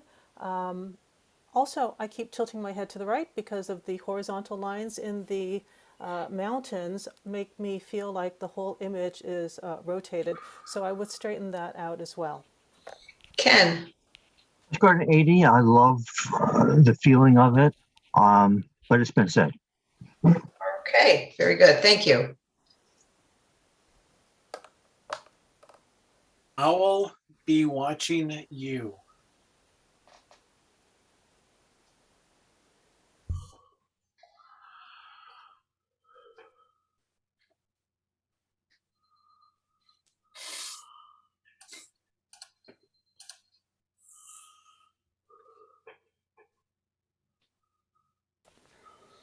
We have an 80. Let's go with Ken. I scored this a 78 on an above average category. I love what The detail of the owl, how it was captured, the lighting from the direction was really nice. There are a few things, like there's one grass on your far left, the white line goes right down through, and there's one a little bit over that is kind of distracting. I think the centering of the composition holds back a little bit, and there's a few grasses up in the upper right hand corner that kind of pulls my eye away from them. So there's a few things that's kind of holding it back from being a much better high scoring image. Yvonne, Merit category 82. I'm feeling really judged by this bird. Like he's like staring at me, like he knows something that I did wrong, and he wants to tell the whole world. Very captivating face there. I like how the 1/3 sky on the diagonal and 1/3 grass foreground balances out, and then each peeks through the other one. The grasses penetrate the sky, and the sky penetrates some of the grasses down below. Yet, even though we have this diagonal composition, the bird is centered, giving us this strong position in there of dominance. Rosalind, 80. I really like the composition, although I do feel it's a little bit tight. I would have moved the key light, moved your sun a little bit more on axis to give more light to the camera left side of the face, and it's been said. yeah, I just want to make a comment that I agree with a lot of those comments, especially a little more room on the top would have been great. But what I love the most about this is the genuineness of it. It just looks so real. It doesn't look manipulated at all. And that piece of nature that felt so vibrant and so real to me is really, I find, moving. A nose.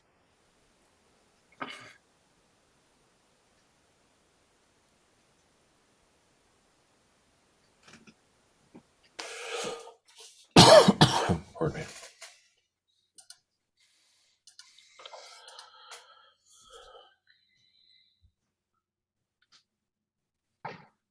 '83.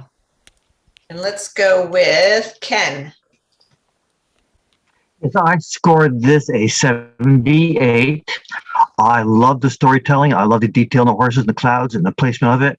What held me back was the foreground of the whiteness does not balance them well. There's kind of a tip to the whole scene to the right that kind of give me an uneasy feeling. I think those should be corrected. The presentation is also out of key. So those things should be corrected before it goes on. Yvonne. I was at an 86 in the excellent category. The three strongest animals here in the middle balance out nicely compared to the other two pairs of subjects, the rider and horse, and the other two horses on the right. So it's a nice grouping of three, and there's three within that, so it repeats all the way through. The snow has been excellently handled. There's detail throughout. I got a couple little highlights where the brighter and whiter catching more sun, but I haven't gone to flat white or like an ugly gray in the snow. The 1/3 sky, 2/3 of foreground and mountains is great. The key line could be a little thinner, maybe a little darker. Same with the gray mat, but it doesn't feel tilted to me, as has been mentioned already.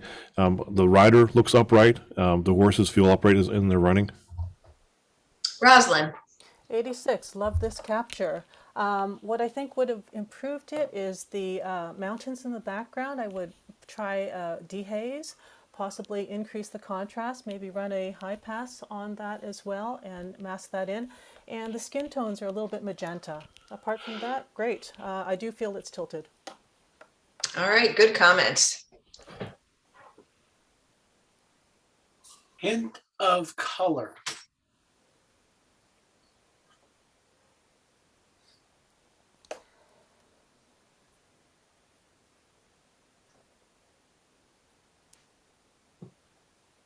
Oh, crap.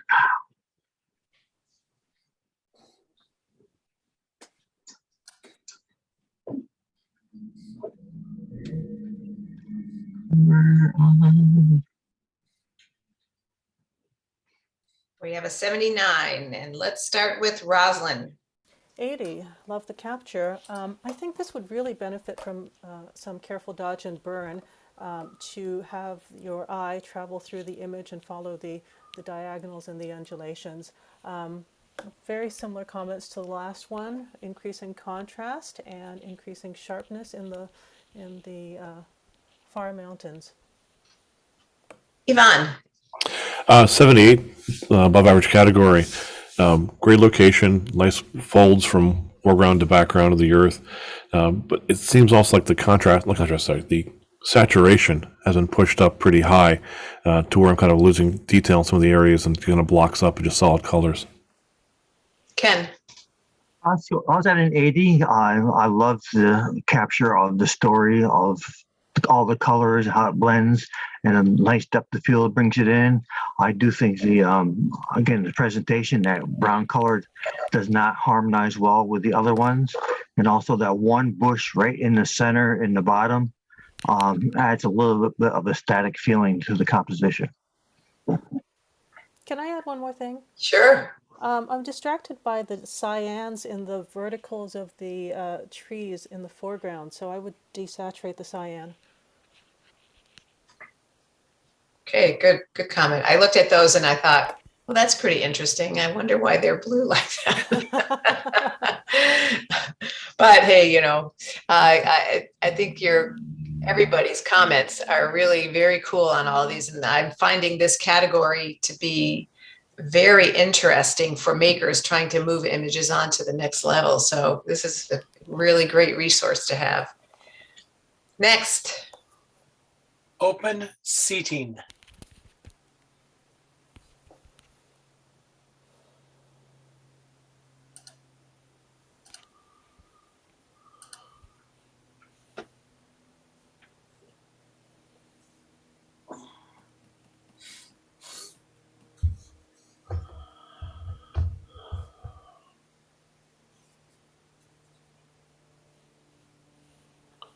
$78. And let's start with Ken. So I was at a 79. I think it was just a miss for me. It's a very black and white image, but yet the presentation has a color to it, which pulls you away from it. I like the storytelling coming right in. However, there's that one tree right in the center. I would have moved a little bit to one side or the other for a better composition. Yvonne. Good storytelling, good use of black and white minimalist of a minimalistic style used here, but the sky is full of sensor spots which have been enhanced by the darkening of the sky from left to right in between the trees and everywhere. Okay, so that would be something to really look at. Usually when I do that, I put a layer mask on for levels, and I push the sliders all the way one way to see if anything pops out, and all the way the other way to see if anything pops out, and then you'll know the areas you have to clean up. Rosalind. Okay, 80. I struggled with this one because I wasn't quite sure what the story was. If the story is the bench, then it either needs to be right in the middle or to the right, and it's neither here nor there. So I was struggling with the composition, also struggling with the very bland sky, and being a Canadian now living in California, I have seen that sky, but it doesn't make for a great photographic image. Okay, very good. Thank you.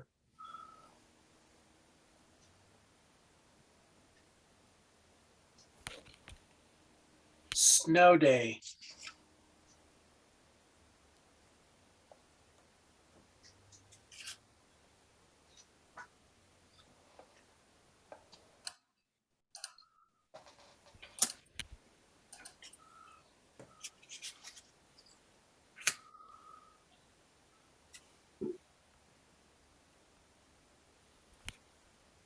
$81. And let's start with Rosalind. 77. Really struggled with the technical problems in the background, and also camera right area of the background. Something's been done in terms of sharpening and technique that just pulls my eye there when I really want to be looking at the beautiful horses. Ken. Yes, I was at 85 because of the beautiful horses. I did not see that technical problem. That's definitely a great thing to point out, and that's going to, have a big effect. Also, it's a little bit tight. I would add a little bit more space around them and maybe take a little bit off the top. but it's the lighting and the horses are just absolutely outstanding. Yvonne, Yeah, merit category 82. I apologize. I totally missed all the what appears to be possibly cloning tracks and all over left, right, up, and down. okay, and I do feel it's a little tight. These horses look like they're moving, and I think they need a little space to move into. And then Ken, I was waiting for you to talk about the presentation, but you didn't. But I want to say something about that. I just feel like that dark color around it, maybe also that gives it that boxy feeling. So I would Yes. experiment a couple of different presentations, maybe something lighter to match the snow, or and then just a very thin, subtle key line to contain them a little bit. But yeah, good comments, everybody. Yeah, thanks. I didn't want to sound like a broken record, but I'm glad you added that in. Next. Honey, the TV isn't working.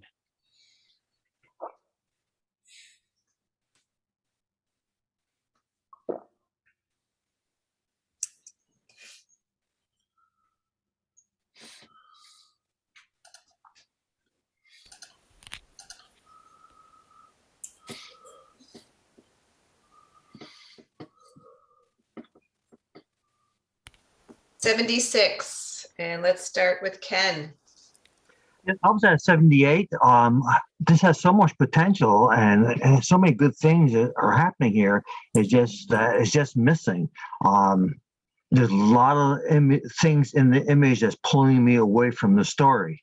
And I don't think this the title is absolutely 100% the best title for it. Rosalind. 76. Okay, so I feel that the image lacks a feeling of composition and intentional lighting, intentional composition. It just feels like you've captured this and, without giving it much thought. Yvonne.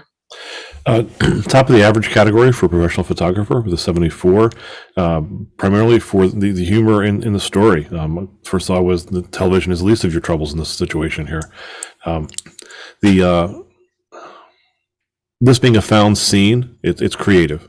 This is nothing here other than camera position and lens choice is within the maker's control. So beyond that, there's always a lot of noise, which could be for either something the maker's added in post to try to darken up some of the back wall, or maybe it's just a low light situation. You had to push the ISO up, but I find the noise and the color shifts as a result of that kind of distracting.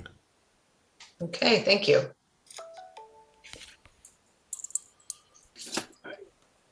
Distant memories.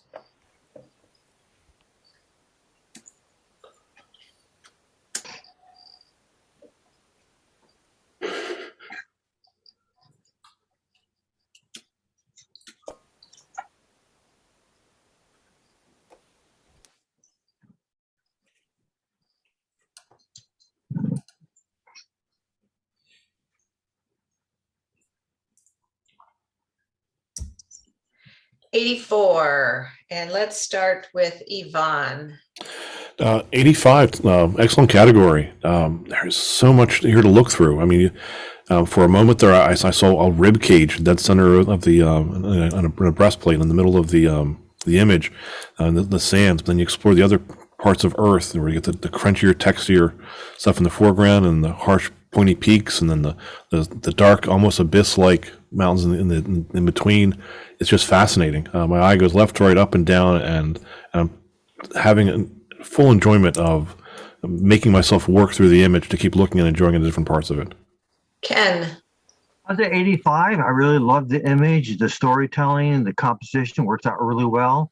The key line I would take down to make it a little bit more narrow. Before someone else says it, the blacks are a little bit blocked up. I was brighten those up with extra hair. But the storytelling of distant memories tells me like, wow, this could be the ice age to another dimension. So there's a lot of great things going on there. Rosalind. 82, I would have gone much, much higher if you had actually made this into two images. First of all, if you look at the image and divide it into the thirds, the left third is really not helping you. The middle third is an image by itself, and the right third is an image by itself. So I agree with all that's been said, but if you had chosen one of those cropped images, I think you would have scored probably in the superior category. Yeah, the only, well, there's two things that bother me. I love the sand feel in the foreground, not the lowest part, but that foreground with the white sand. The dark areas all the way over to the left, you had so much life and rhythm going on in the rest, and then you got there and it just died. And then that peak, the kind of almost in the center, it's not the tallest peak, but two over to the right from that, the whites on that side, the snow there just look a little bit, they're just too much white, not enough detail there. And that drew my eye to that. But, some of those things either done in cropping or just that little bit of white manipulation, I think could have helped this a lot as well. Next. Mesas.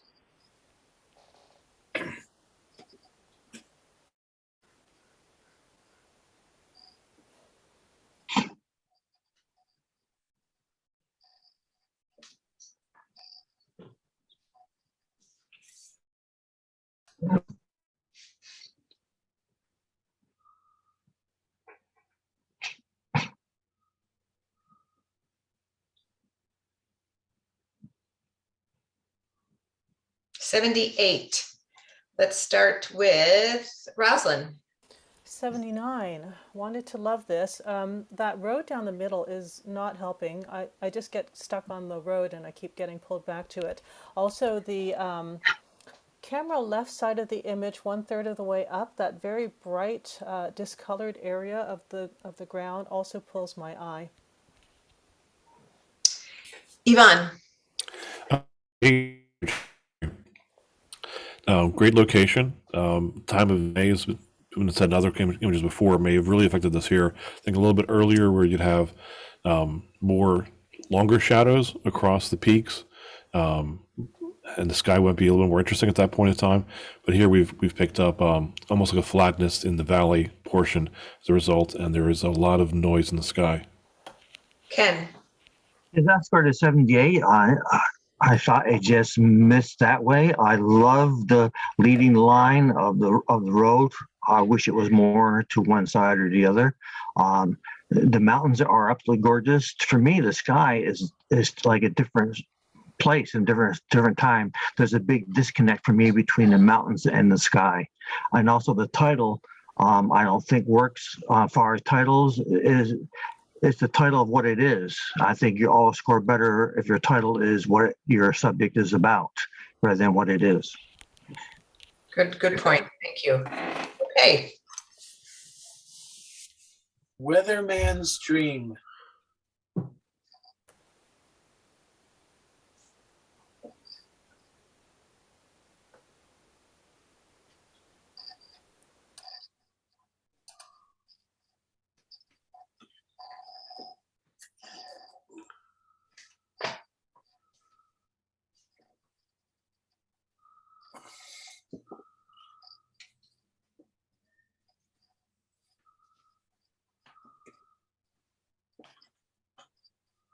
'83. And let's start with Yvonne. Top of the merit category, 84. What an amazing time of the day to be able to capture the harsh sun coming through on the left-hand side, coming through the rainstorm itself. Yeah, so we have a hole leading off into the distance. You can see off in there's almost like a valley probably beyond these earth formations, and it's a totally different world down there. So the story about the weatherman's dream is understandable because weatherman dreams about all weather, not just happy sunny days, but cloudy days and rainy days. The layering of the little grasses in the front is excellent. Gives us that nice feel of depth and dimension. Ken. It's 84. I love the storytelling about the weatherman's dream because you have all these different types of weather all in the same image, and it looks very believable. It doesn't look like it was just dropped on. The stroke is too wide and too bright, and the outside of things also was darkened down to match the darkness of the shadows. I think would add more dimension. Rosalind. 82, wanted to love it. There is a diagonal line that starts almost in the center and goes down to the right, going into that sunny sky area. That's unexplained. I think this would have benefited from being a black and white, and I would have also run a high pass on the stormy area of the sky. Okay. You know, I saw that diagonal and I thought perhaps it could have been a light leak coming through some of the clouds, but then the sun is really low in the sky, illuminating the mountain. So then that didn't sit. So I do, after looking at it quite a long time, think that that might have been a technical error. Good catch.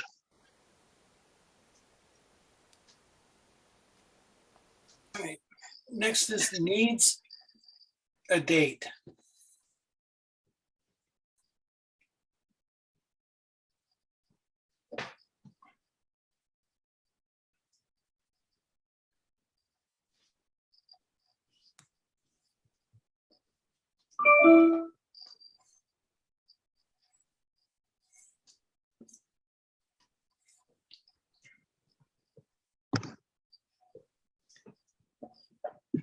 '77.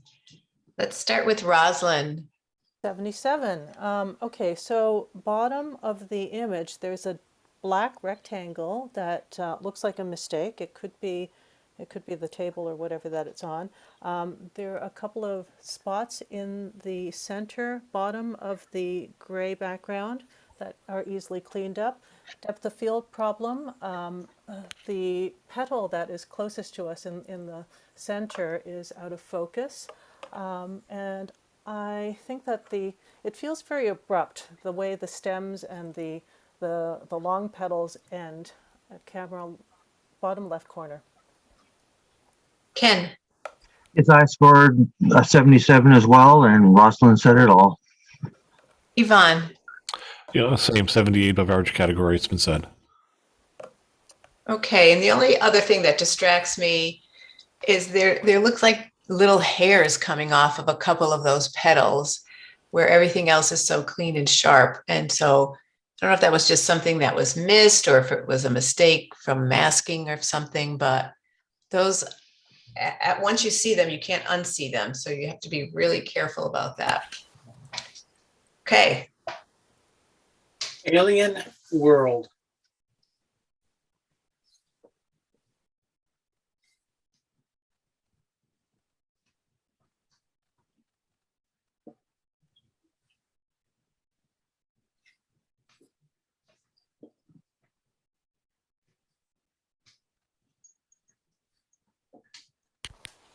'83. Let us start with Roslyn. 80. I like the composition. I like the capture. I think that on the land part, I would increase the contrast to heighten some of the shadows in the verticals of the mountains, and I would vignette a little bit bottom of the frame. Yvonne. Top of the merit category, 84. Being starlit, this thing almost has like a painterly feeling. Everything's so subtle. Even the shadows have like intricate color play in them that maybe you wouldn't pick up on if it was a brighter, harsher part of the day.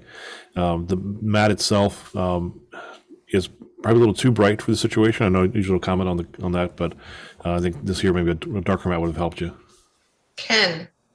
85. I thought the maker did an amazing, good job. The alien world of making the Milky Way and a nighttime scene and turning it into something that was believable as it could possibly be an alien place by using what they use as a foreground. So I thought they took all their tools and put them together very nicely. All right, very good. Thank you. Fire it up.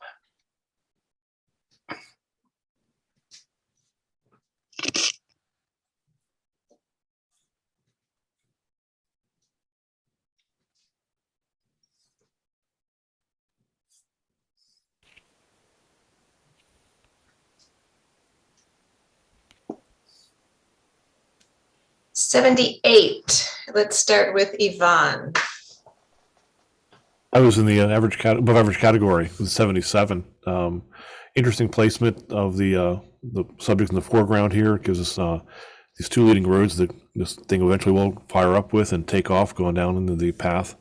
Um, the image has an overall over sharpness feel to me and oversaturated feel, which kind of keeps me from going to a merit category. Ken, It's I was at a 77. I love the storytelling here and the lighting on that old tractor, but the over sharpening or the grungy type of thing, and the sharp line, the skyline are all very distracting. And I would have put a glow to the whole thing. I think it would score higher. Rosalind, 80, I would have preferred a different time of day. Also, very distracted by the over sharpening. Cyan halo on the horizon line, particularly on the left. And I might have cloned out that very small rooftop on camera right 2/3 of the way up. all right, thank you. Smell of rain.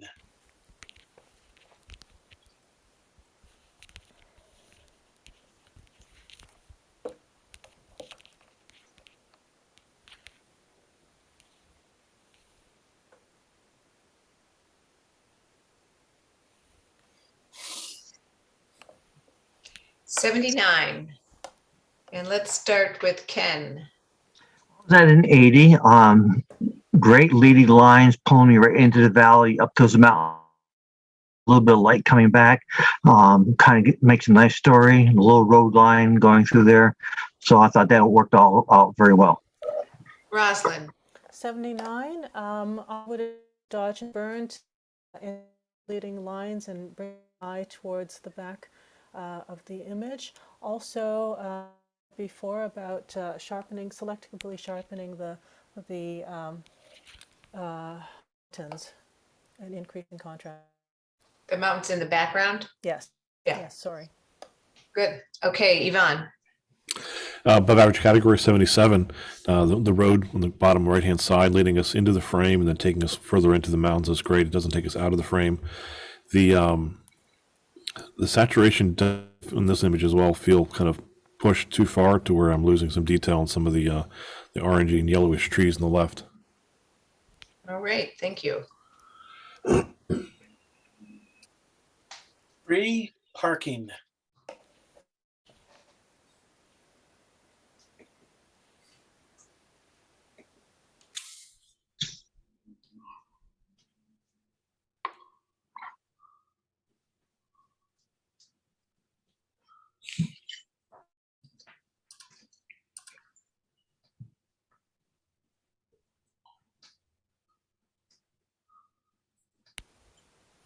'78.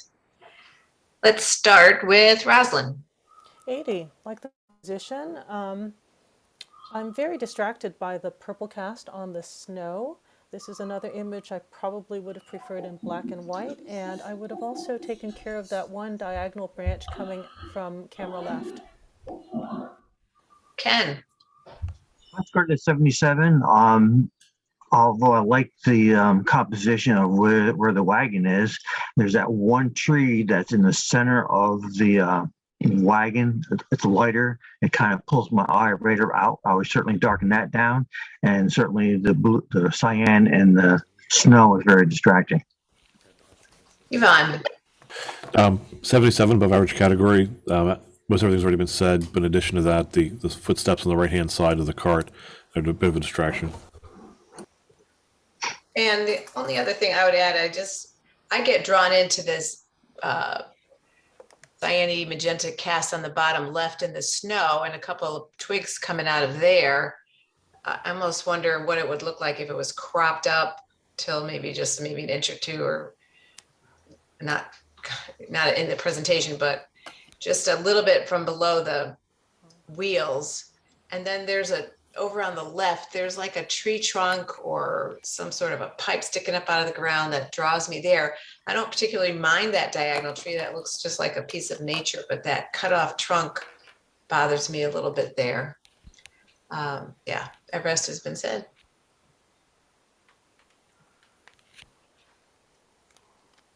Last one, Indian I cannot Paint do later, I'm Mines. broadcasting right now.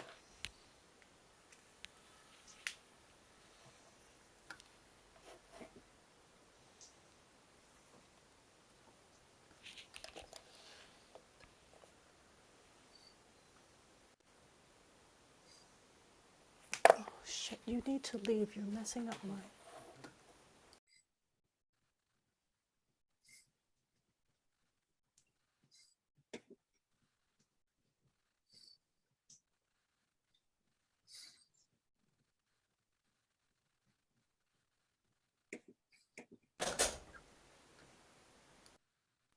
Hello, can you hear me? Rosalind, yeah, I can't, we don't have your score. I had some drama here, so Oh, so sorry about that. I'm gonna look right now. What's the title? Indian Paint Mines.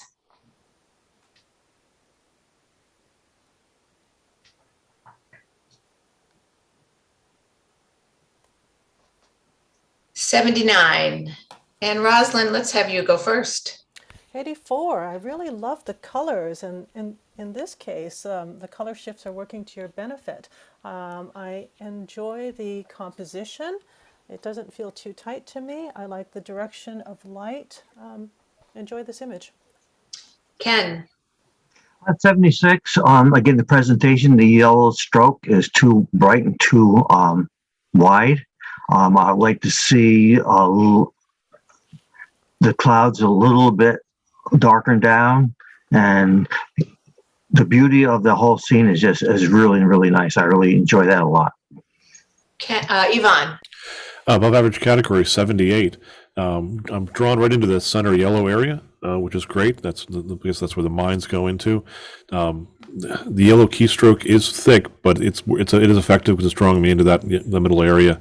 The sky seems to not quite fit the scene itself. It's white fluffy clouds that are directional from up top being lit, but yet the ground is lit from the left side, kind of a lower angle sun.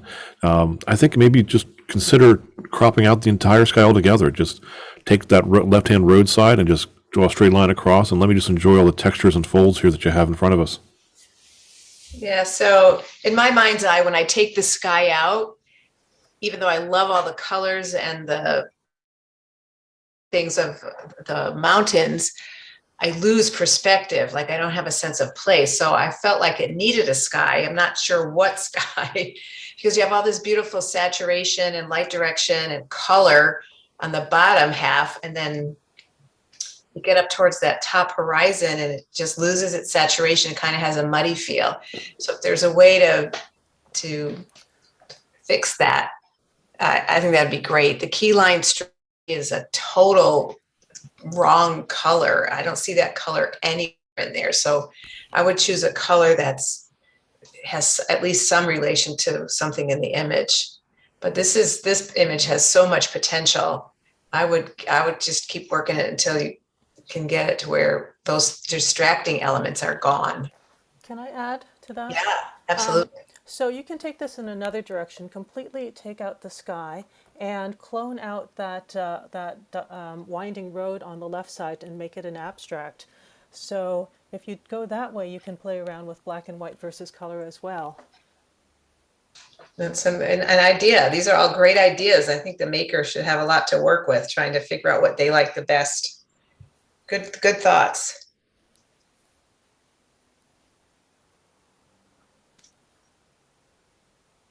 All right. So And that I was believe our that last- Do we have one more? No, One more? I don't know. Welcome. Yeah. that was the last one. So we have a couple of ties to break. I think there's 3 ties to break. So I'm going to just put the judges into a breakout room. I need to pause the recording, and then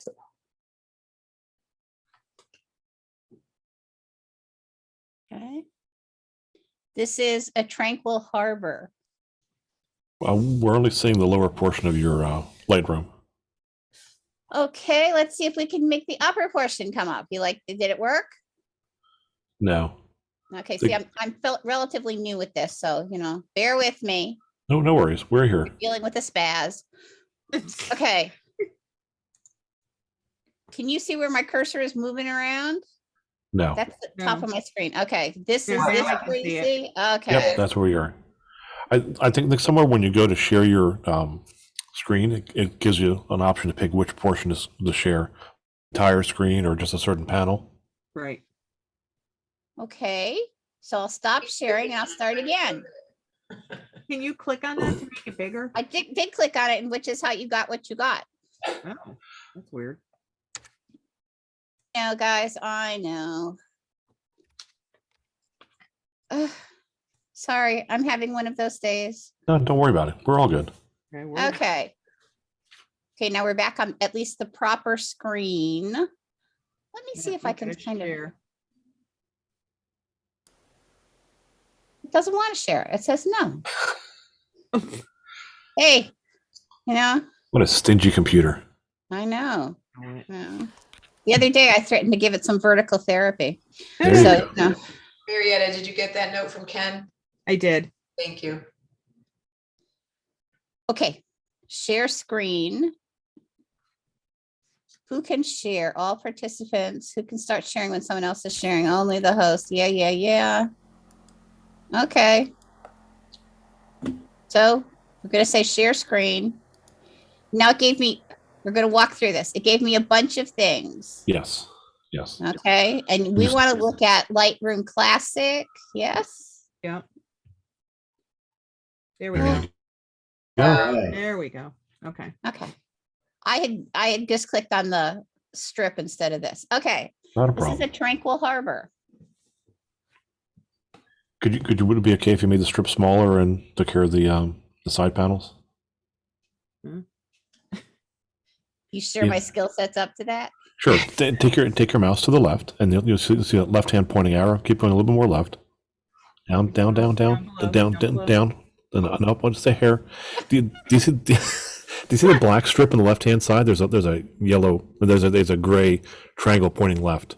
I think Oh, if she wait. does All the- shift command F on a Mac, I think we'll hide everything. Shift command F. All right. I think then it Okay. hides everything but the main panel.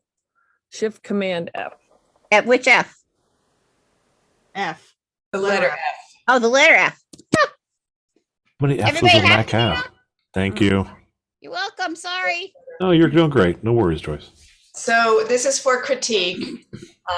What I'd like to do, whether it was yours that you asked for, or whether it was one a member asked for, we're just gonna, if someone would take it, and then the next person, and then the next person, if they have something to add. So if you look at it and you like it, or you feel strongly about it one way or the other, you feel you have a comment, go ahead and say. You don't need to write a book, just say a few things about it. And then the next person has a chance to say something in the next. If you don't want to choose it, I'll just choose somebody to do it. I'll volunteer for the first one. Yay. Okay.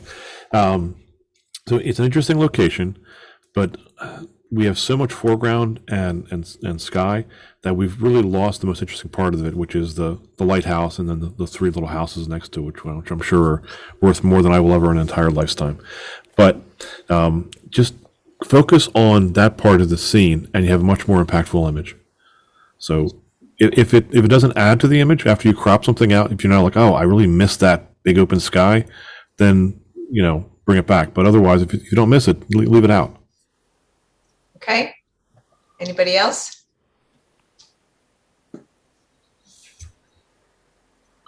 The only other thing I would mention is it seems like the presentation is a very wideband. Is that just the way it's that gray band around the outside? Does anybody know? We might now see the next image. Yeah, okay. Anyway, at any rate, I might add another little keystroke around the image so that that transition to the presentation isn't so flat. Okay, next. Okay. Give me a second. I'll get there. Number 50.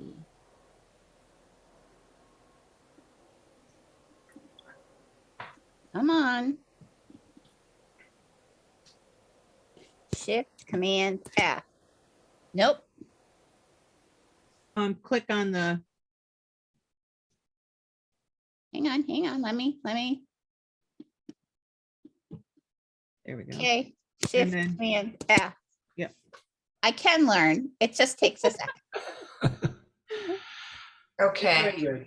so Ken, you want to start on this one?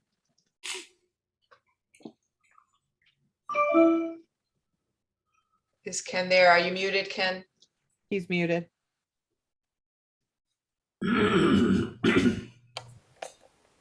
Yvonne, would you like to start on this one? Sure. This is an extremely difficult part of photography to do. And I understand that you've got some complex equipment, you've got tracking, you're out there for hours at a time, then you're coming back and you're post-processing, you're taking all these layers and you use your black mask and it's a dredge of a thing to come out and try to, produce this. Unfortunately, I think just the resolve of whatever equipment you're using is just a little bit too low. So everything is just soft and mushy. I'm not getting much edge definition on any of the little distant galaxies or even the dust cloud itself. So I think your framing is great. You've got enough distant galaxies to add interest to it. I just think you need to work on a little bit more at getting the sharpness in your image. Anybody else? Yes. This is a hard subject to photograph. You have to give the maker a lot of credit for going out there in the middle of the night and doing. But one thing, not just this image, but any image, have your eye go around the outside of where your border is. If there's anything touching it that's blown away, that's going to be a problem. And if you can see here, the stars, when they're right to the edge to the thing where it's are partly cut off, it's always going to be a distraction and your eye will go to that part. So make sure as you get your images ready, don't have anything touching your stroke line. Any other comments? Yes. So I see some vertical lines on the camera left and camera right sides of the dust cloud, and there's maybe a diagonal area, top left corner of lightness that seems very banded and discolored on my screen. There's also a green line going through the top of the camera right swirl. Yeah, so a lot of things to think about with this one. Okay, All right. Now we're going to $1 Million View, which is 56.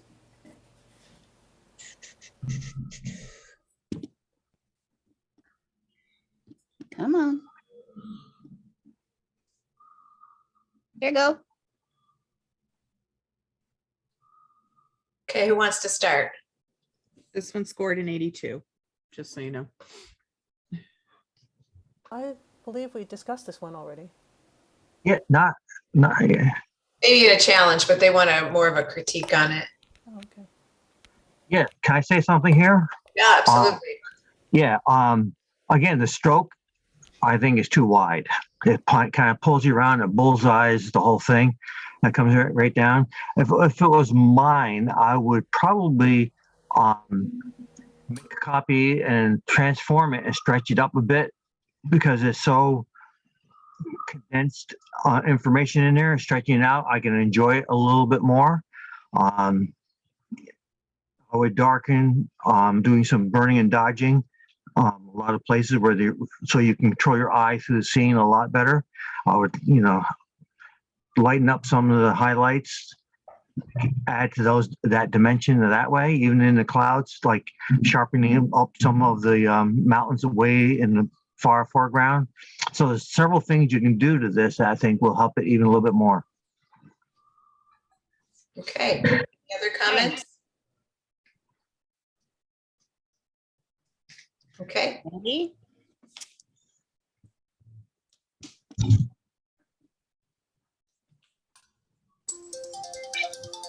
Rare blue Himalayan poppy. Mm, okay. I'll start because I I really enjoy a lot of what's going on in this one, but the petals and the inside just look like they've lost detail. I love the detail in the stems and little hairs coming off of all the green part.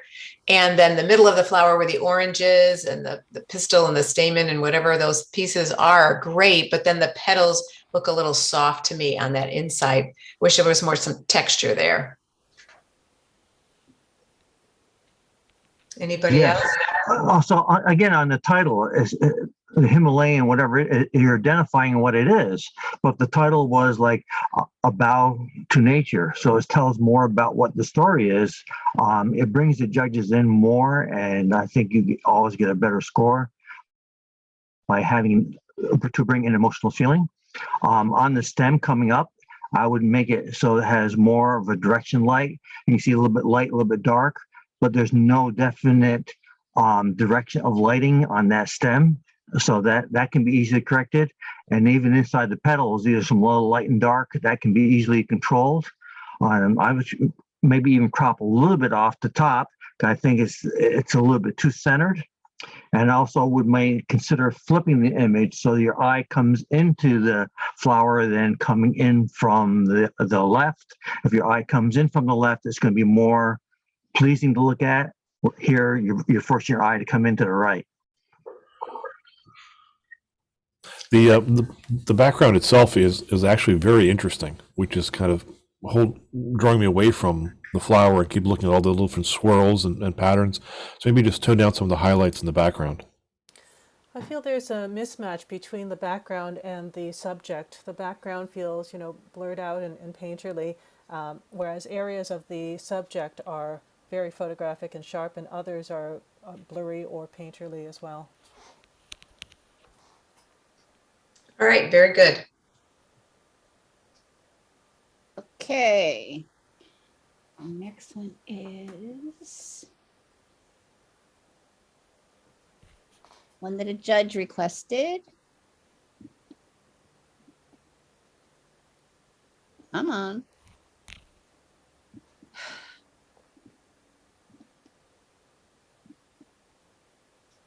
I'm telling you, vertical therapy's coming soon. There we go. Brown-eyed beauty. Judge. Okay, yeah, I requested this just for a couple of things. Be careful of focus, especially on depth of field with photographing pets. You want that nose to be sharp all the way to the back of the ears on the face. So, because the eyes of this dog are really powerful, but we lose the nose and then we lose the top of the head. I don't care so much about the torso, that can fall off out of focus.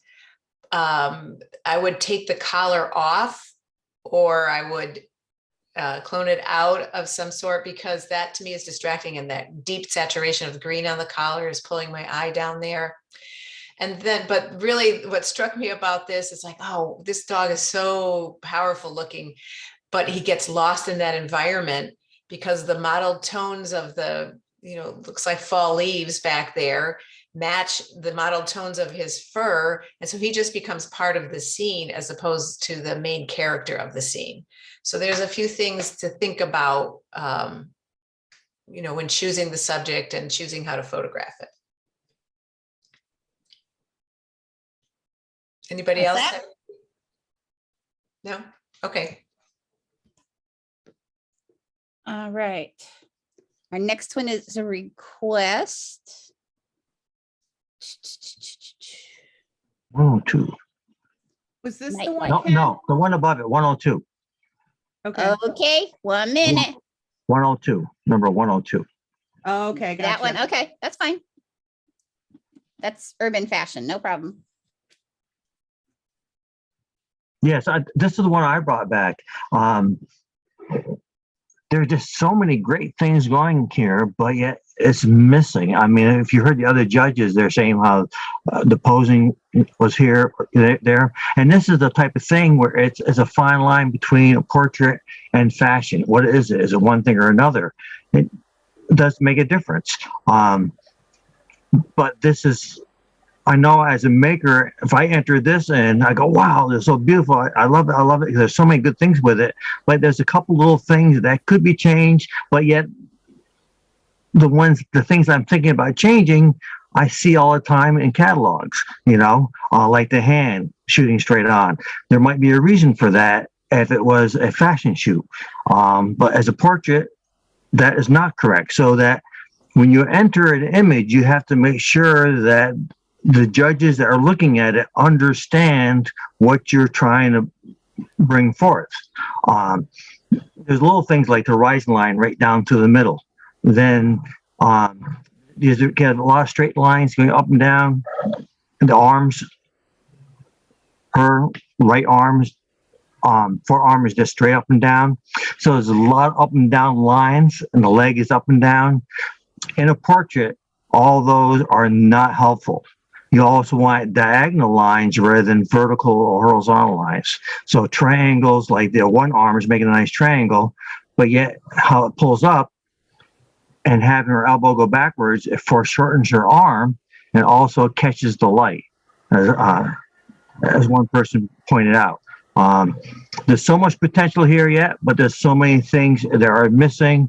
It's this type of subject. It just ends up being a hard thing to enter because of that mix match of different elements of the image itself. Everybody with me on that, or? Yeah, so I just one little comment from me is the presentation. Looks like there's some detail going on in the top, like texture detail in the top right corner.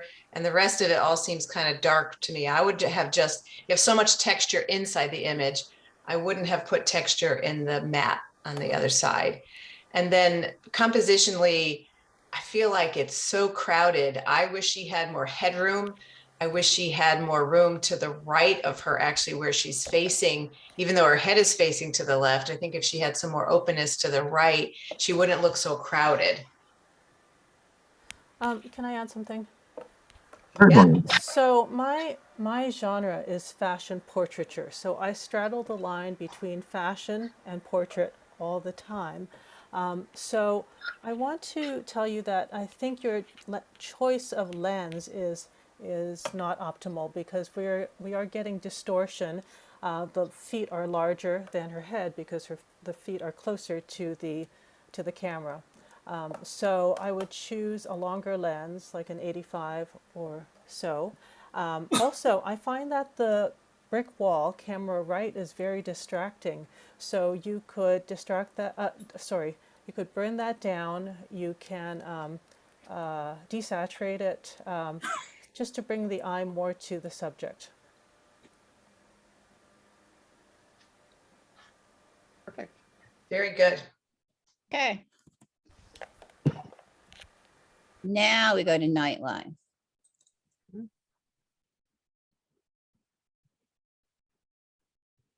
Was this a member request or a judge request?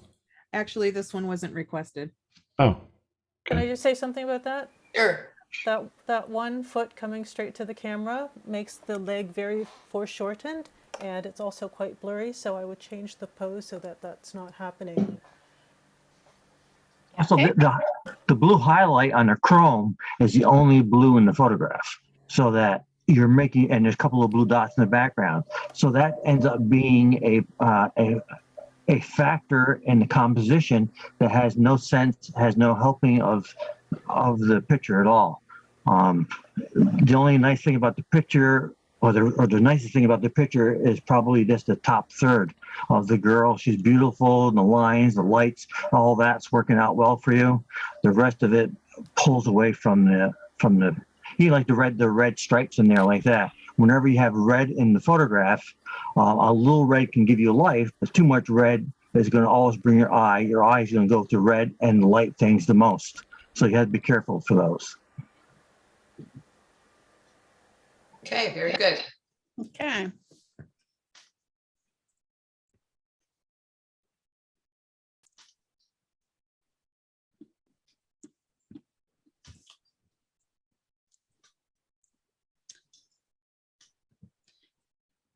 Yep, sorry. Okay. The picture It's is so just- non-responsive yeah. that I'm clicking, you know. Hit it This harder. is called Firefly Night. And it scored a 79. Yes. Can I say something on this? Sure.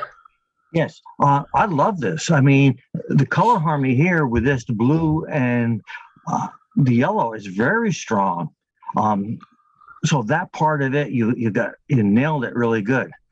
The biggest problem I'm seeing is the lighting on the girl's face. It's such a beautiful, beautiful face, but the lighting on the face does not help that face at all. As you got part shadows, part light, part shadow, part light. It's distracting. It gives her a dirty, muddy look on her face, and it needs to be vibrant and alive. Also, the feet is also a little bit of a problem there. But there's so much potential here. But you have to watch out for the light on the face like that. And the skin tone. Go ahead. I would like to add that there were several images that were very similar in technique, and I find it very distracting that the subject is quite photographic, whereas everything else is very painterly. So I'm not sure whether the maker was painting with a very small brush on the subject, and this is a mistake that I made early on. When you paint with a small brush, it looks photographic, and it doesn't look like it matches the rest of the image. And just a technical thing on presentation, I feel like the presentation line is not even all the way around. It looks more diminished on the top than on the sides. So just make sure that's really clean and there's no extra separations. One thing you do if you on your presentation line, because it's similar in color, it's going to blend in some places, not others. If you do a black presentation first, then put a blue on top of it, you get a better definition of that unique line all the way around. Okay. Okay.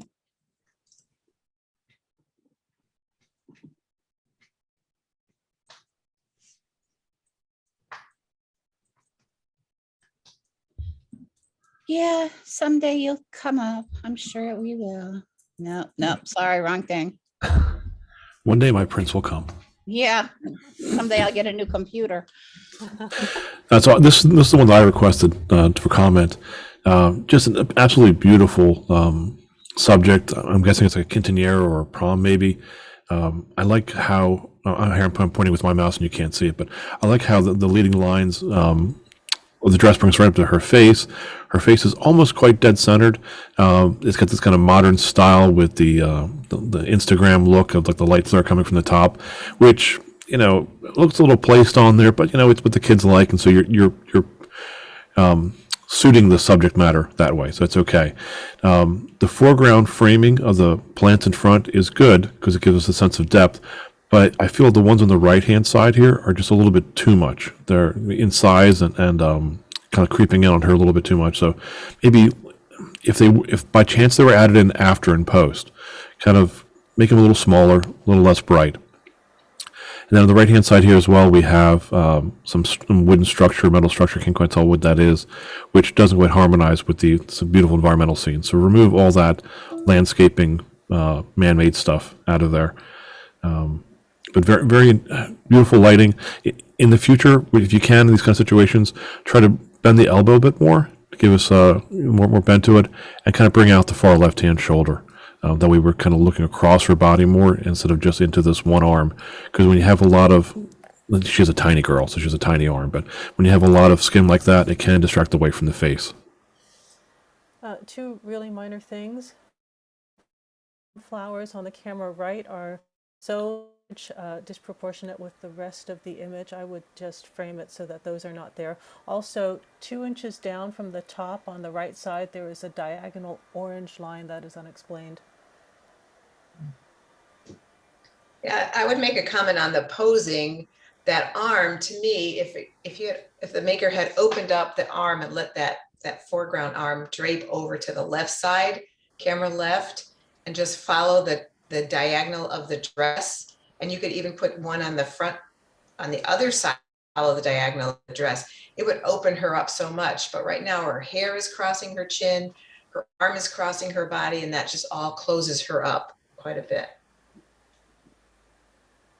Yeah, so what bothered me the most was my that one flower on the left hand image up just a couple, 3-4 inches up. You get the flower is half cut off and half there. It's just a blob of stuff coming up and a couple little highlights down there that kind of pulls your eye right out.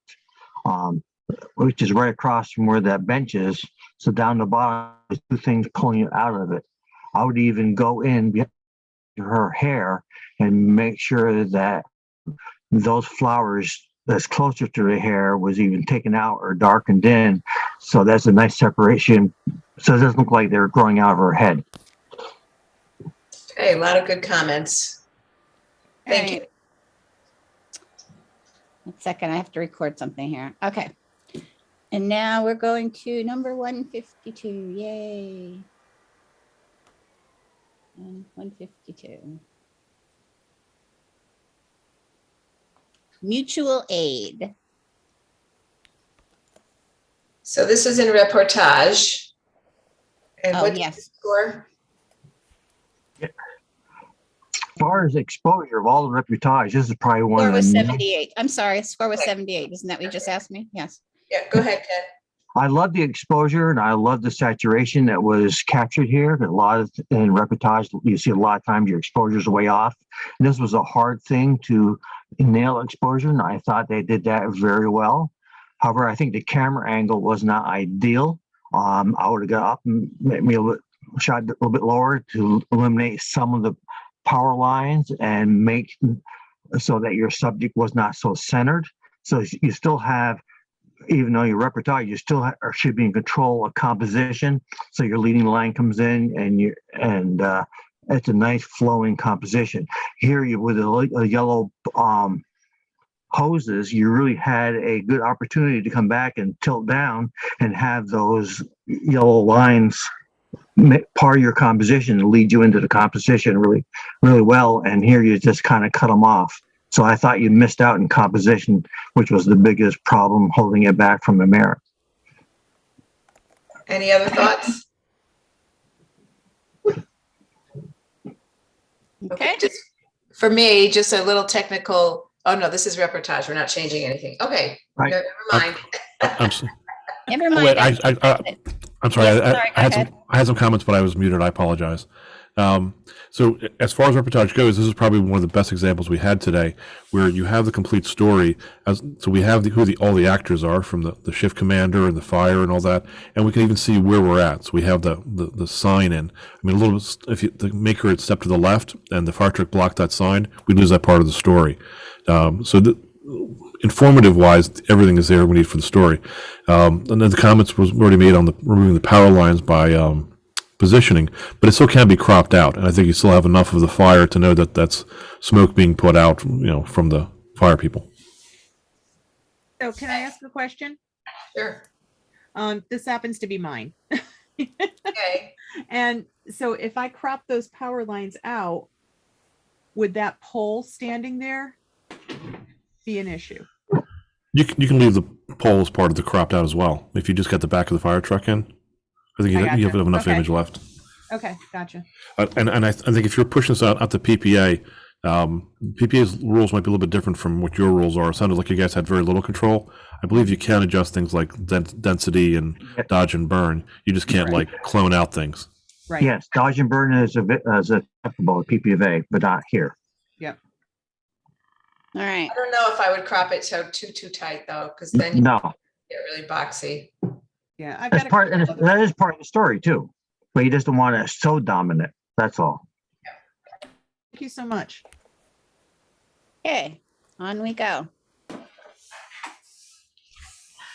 To number 164. This is reportage again, Time of Our Lives. It received a 77. Okay. Any comments? Sure, I'll start. So this feels more like a family photo as not so much of a documenting of what's happening at the county fair or something, because we're so focused on the actual participants and not the environment. So it kind of has that snapshot feel and not the documentary feel. Yeah, what I love about it is I do like the feel that it's a family and that this was their story of that day, and their expressions that range from the one in the middle next to the mom. It looks like he's just terrified, and then the rest looks so joyful. So I feel like that's an interesting time of life story. Maybe we had more room, it could give us a better sense of place. But it's interesting. Again, I don't know that it's going to go much farther than that, though. It is a great storytelling, though, because you see all the different faces, and each one has its own story, and I can relate to every person in the photograph. You know, even the dad would decide, like, you know, his attitude there. So it is a slice of life. I do think the exposure is maybe a half a stop overexposed, and bring it down a little bit, and it has been cropped a little bit already. So I would crop just a hair more so that the sky is not coming through in the top left-hand corner. Those little white clouds coming through is, if you crop that much, you could crop it a little bit more. Okay. For me, one issue is that I can't figure out any part of the image that is sharp. So technical problem there. Yeah. Okay. That's the whole set of first critique. Some people ask for Nope, you're critiques of the missing second one. item. You're What? We missing missed one. one? Which Yeah. one? Focus. Hold on. It is here. I wrote that down as a second critique. Yeah. I'm sorry. 1 minute. Focus is 154. Yeah, 154. Just got to get there. My error. I wrote down second critique. So this, what did we get on this? 78. 78. Anybody want to start? Well, same issue, that nothing is in focus, as far as I can tell. Yeah, focus is an issue, and then I get the feeling that the camera lens is dirty, so Yeah, it's something smudgy. milky smudginess on it that, you know, And it is overexposed. Yeah. And if they tip the camera a little bit, I think the horizontal lines in the background would be a more pleasing look. The diagonals of lines in the back does not really add excitement. If they were straighten them out, then the stick would be more at an angle. I think it would be a little bit better. But certainly the exposure is a problem because the whites are all blown out, even in his legs, not just the background. okay. Anything else? Okay. All right. We willing to go on here? Yeah, you know what, Joyce, can you scroll up, and Rosalind, if you can let us know which one it is, because we had so many. Sure. The one that Rosalind picked was, just keep going all the way up. I think it was more towards the beginning, the fine art, landscape, nature, I think. Okay, it's number 60. Oh, there we go. Perfect. Yes. Okay, so I DQ'd from judging this image not because I knew the maker, I don't know who the maker is, but I judged this in another competition. So I thought the maker would benefit from hearing some other opinions because I talked about this quite extensively. For me, this image has one major problem, and that is it's got two light sources. If you look at the camera left part of the image, you can see the sun setting there, and the highlights are on the camera left side of the mountains there, and the shadows are on the camera right side in that left part of the image. Now go to the far right part of the image, and you have it reversed. So you can see the light is coming from camera right, and the shadows are camera left, and then in the center of the image, the lighting is completely flat. So, so this is something that I believe at the IPC level, the judges would see right away, that you've got conflicting directions of light. So that was the major issue that I wanted brought up. Okay, good point. I know I judged this, and then during the challenge, I still feel that the peaks of those mountains feel like they're cut out. They're very, very sharp and pointy. And, you know, some of the ridges look like there's detail, but a lot of the pointy ones just look, so I think there's a masking issue, I guess, is my opinion on that. Okay. Okay. And Anything All Joyce, right. we had one more on the first round, which was your face would be red if you lived in Siberia. I thought that was a second, but yeah, okay. No problem. That's number 38. See, I did go through and write down all the numbers so I could find them easily. Okay, who would like to start? And this scored an 80. I'll start. Very creative storyline. I love how the fact that we're almost pure white on white, yet we still have a little bit of highlight on top of the head, and we can distinguish the not just the neck but the body as well from the snowy environment. And then you've given us a pure white mat, so we know that the background is not pure white. We do have density there and a little bit of color. So that's smartly thought out there.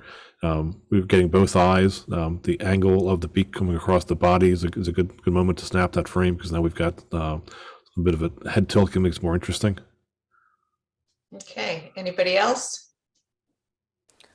For me, there isn't enough contrast between the white of the subject and the white of the background. So I see just the face, and everything else kind of blurs into the background. So I think we need more context. Mm-hmm. Okay, Certainly very creative.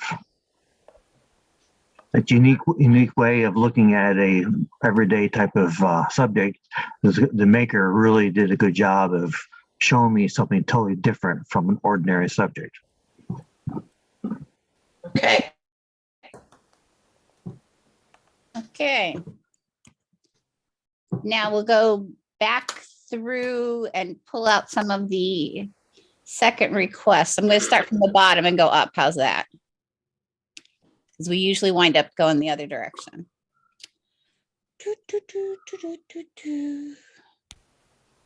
Hold on. My sweet little duck, 136. There it is. My sweet little duckling, and it scored an 81. Hey, who would like to start?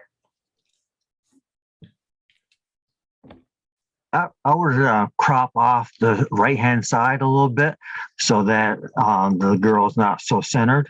And in your category, you said it was a portrait and it had to be a focus on the person, where this is more of a focus on the duck. The lighting on the duck is better than the lighting on the girl's face. The face of the girl is a little bit flat lighting.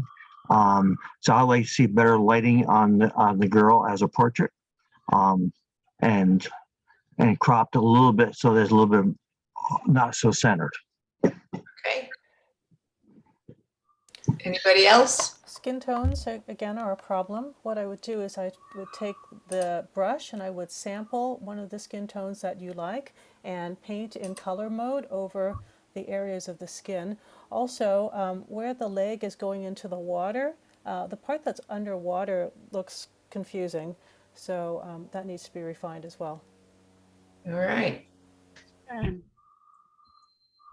Now, yippee, I'm leaving, which is 128.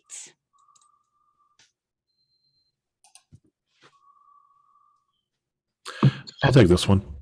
Okay. Score So- 78. There you So go. cool action shot. Like the concept of here she's traveling and she's excited.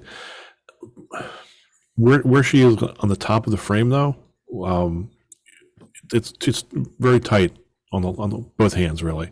If there was more sense of environment there, I don't know, maybe the rest of the environment to the left isn't photographically pleasing, so you might have crop there. So if you could have repositioned yourself to stand more to the left to get more of the green train behind her and less of what was distraction there would be great. Some more proximity to the luggage would be good too, because with the luggage is cropped off there on the right hand side isn't helping you. And then the maybe this was an antique feeling you're going for, having the kind of slightly desaturated look, but I would say either push it a lot more to go more desaturated or bring it back into a kind of a more normal skin tone. All right. Anybody else? Tab, something to add? Yeah, the posing. I get that she's jumping for joy, but she's looking down at the ground. It would be nice if she were looking at a train that's pulling into the station or something to add to the story. Okay. And also the lighting on her face comes from the back, so it's a broad lighting type of thing, which I don't think is flattering for her. And also the dress is kind of how she's the pose makes her body look foreshortened. I would kind of stretch her out, and I would maybe even liquefy part of the dresses to shape her better, especially that triangle under her armpit. Makes a focal point there that is kind of distracting, and it's not flattering for her. There's a lot of things you could do to make her look more pleasing.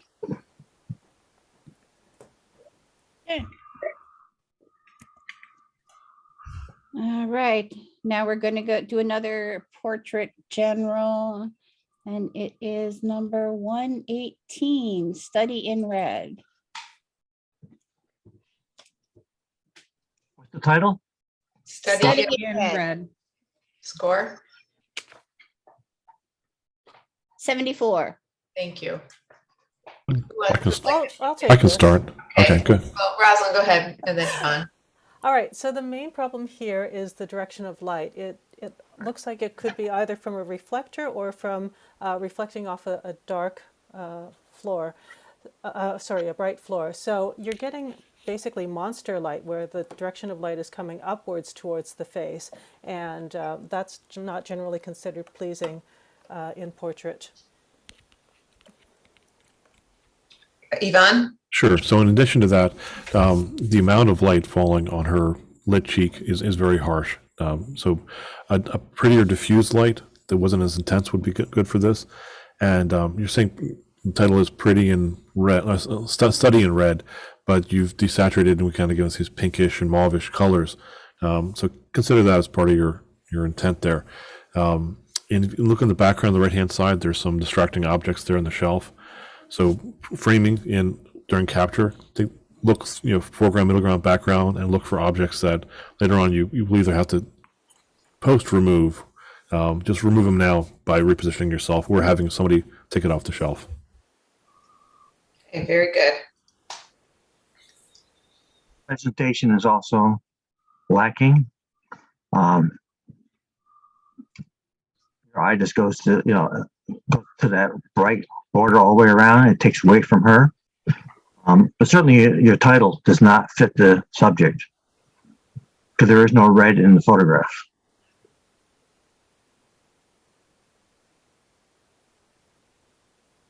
Okay. Okay.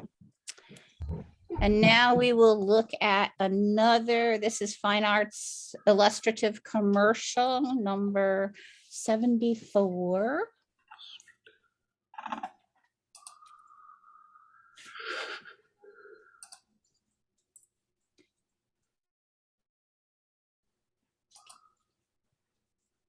Recursion scored an 80. Okay, who would like to go first? I I'll can- go. Okay. Okay. All right, so as an abstract, I get that this is an abstract, but I was really struggling because my mind wanted to figure out what this was. And so the three pillars, the center one and the two diagonal ones coming from either side are not sharp. And so my eye is looking for what's sharp and trying to figure things out. So that was my main problem in this image. Okay, anybody else? Sure. The center being round, and you've now framed this into a square box. So it looks like you streaked out to fill in the area between the round and the square. I don't think you have to frame it round. Use a round mat because those lines themselves are of a different texture and density than the main image itself. So don't be afraid to give something different, and creative. Okay. I would title it Pizza because it's a round subject in a square box cut in triangles. I mean, There you go. Ken nailed there it. you go. That's awesome. There you go, Ken. I Now love I'm it. hungry. I got some gumbo for you, Mariana. Oh, geez. All right. No, I started to cook it earlier and I forgot about it. And so I think I may have lost both the pan and the gumbo. So Oh, Oh, no. no. yeah, exactly. All right, now we're going to do another fine art landscape nature, and it is number 58, Before the Butterfly. Nice. Score. 85. I'll take this one. Okay. I think I was probably higher than the average on this one, higher in the category.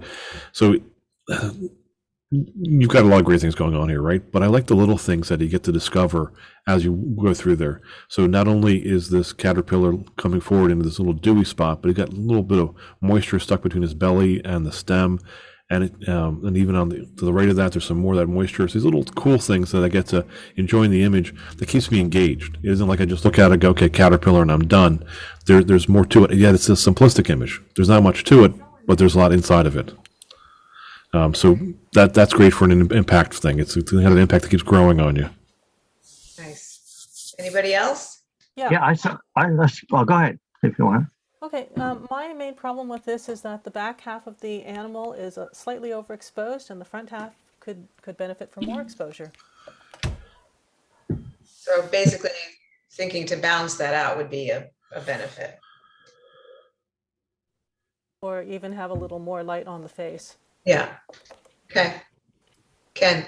As a suggestion, what I would do, I would crop it so that the stick comes in more as an angle. So if I can see it crop sideways so that the stick is coming in more as a diagonal rather than so straight, it adds a certain dimension. Also, that would bring your eye more right into those pods, which I think will have a much better, more dynamic composition.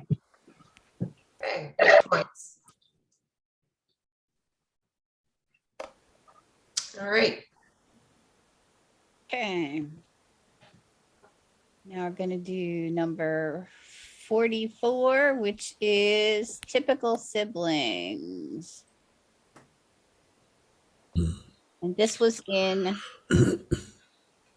it was fine art, landscape, nature. And it got scored 78. Okay. Anybody want to start? Sure. So the black cat has a bit of a color cast to it, and it's probably because of the luck and lighting you had that day and having to brighten it up. The cat's fur might have shifted on you, so don't be afraid to go back and balance it back out with a separate layer. The amount of foreground hanging green on top is kind of cutting into the rock that didn't have to be. I don't think you need an extra bit of greenery there. So that might have been just a matter of positioning yourself to get up underneath of it, so we can just focus more on the cats themselves. It is a good leading line from one cat to the other across the rocky face, though. Okay. So composition, you need to have the full cat in both cases.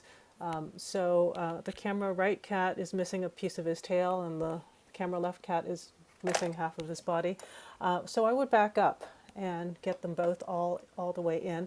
Also, that diagonal rock that's right in the center is the brightest part of the image. So I think you need to work on your lighting.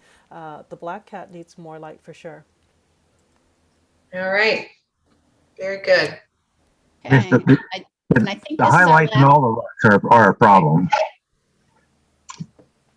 What was that, Ken? The highlights and all the rocks are definitely pulling my eye away from the subjects. It's a great story. I mean, it's a wonderful capture of nature, but why can't I even get to the animals? Because the highlights on the rocks are just so distracting, especially when you have a leopard that has that type of coloration by nature to blend in, but you don't want it to blend in here. You have to fight against it. So you have to change all that. So you control your eye more to the subject of what you want the story to be. So it's very flat lighting. It's going to take some work, but there's a lot of potential here of making those shadows and highlights. So it adds that depth and direction of light which will bring the story together. Okay. And last but not least, unless No, we got two Marietta more. tells me I've forgotten something, We got two more. 2 more. Well, you have 2 more. I have 1. Oops, sorry. Okay, here we go. Sun-Kissed Hills. This was in Fine Arts, Landscape, Nature, and it scored an 84. Okay. Who's up?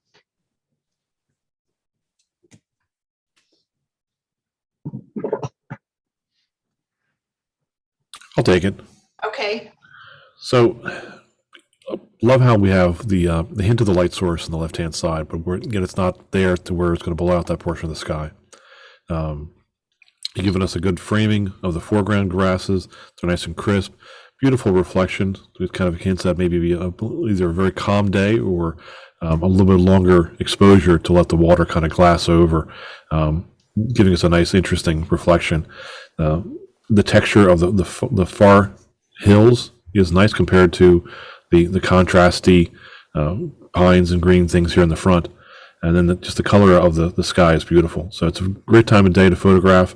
Early enough morning to where it's still got a well lit sky, but not so early that it's flattened out the light. Okay. Anybody else? Yeah, I would dodge and burn the far hills, especially on the camera left, to emphasize the diagonal lines there. I think that would add. Yeah. Okay. All right. Yeah, I like this image. I can't find too many things to change with it. I kind of like it. The only thing I might change is that the skyline is just so sharp, it almost gives a cutout look. I would soften that down a bit, even though it might not be cut out. You don't want to make it look that way, so I might soften that line a little bit, so it doesn't give that sharp, edgy look. Okay. Very good. All right. All right, and here's the last one. Yep.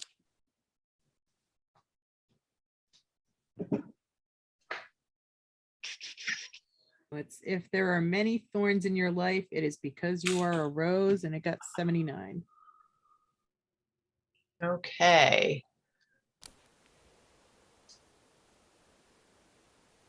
So who's up on this? I'll start. Okay. Okay, lighting is really flat. I would have preferred more light in the center of the flower. Also, you have that problem of contrasting blurry and sharp areas on the leaves as well as on some of the open petals. I love the color palette here. I like the way the background is imitating the colors of the leaves of the flowers. But I don't really get I get a sense that this rose is just floating there. I don't get it attached to anything.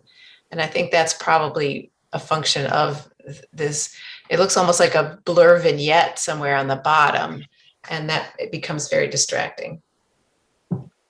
Yes, there is that one part of the leaf too that has a line in it that can be distracting.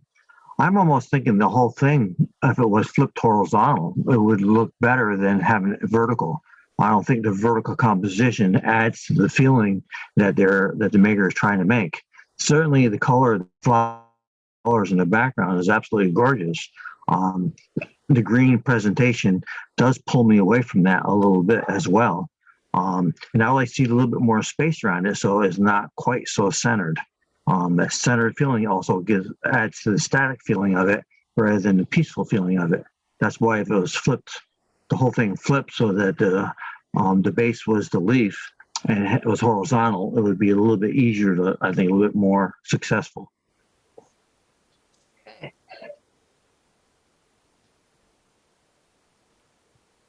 All right. I think we're good. Thank you.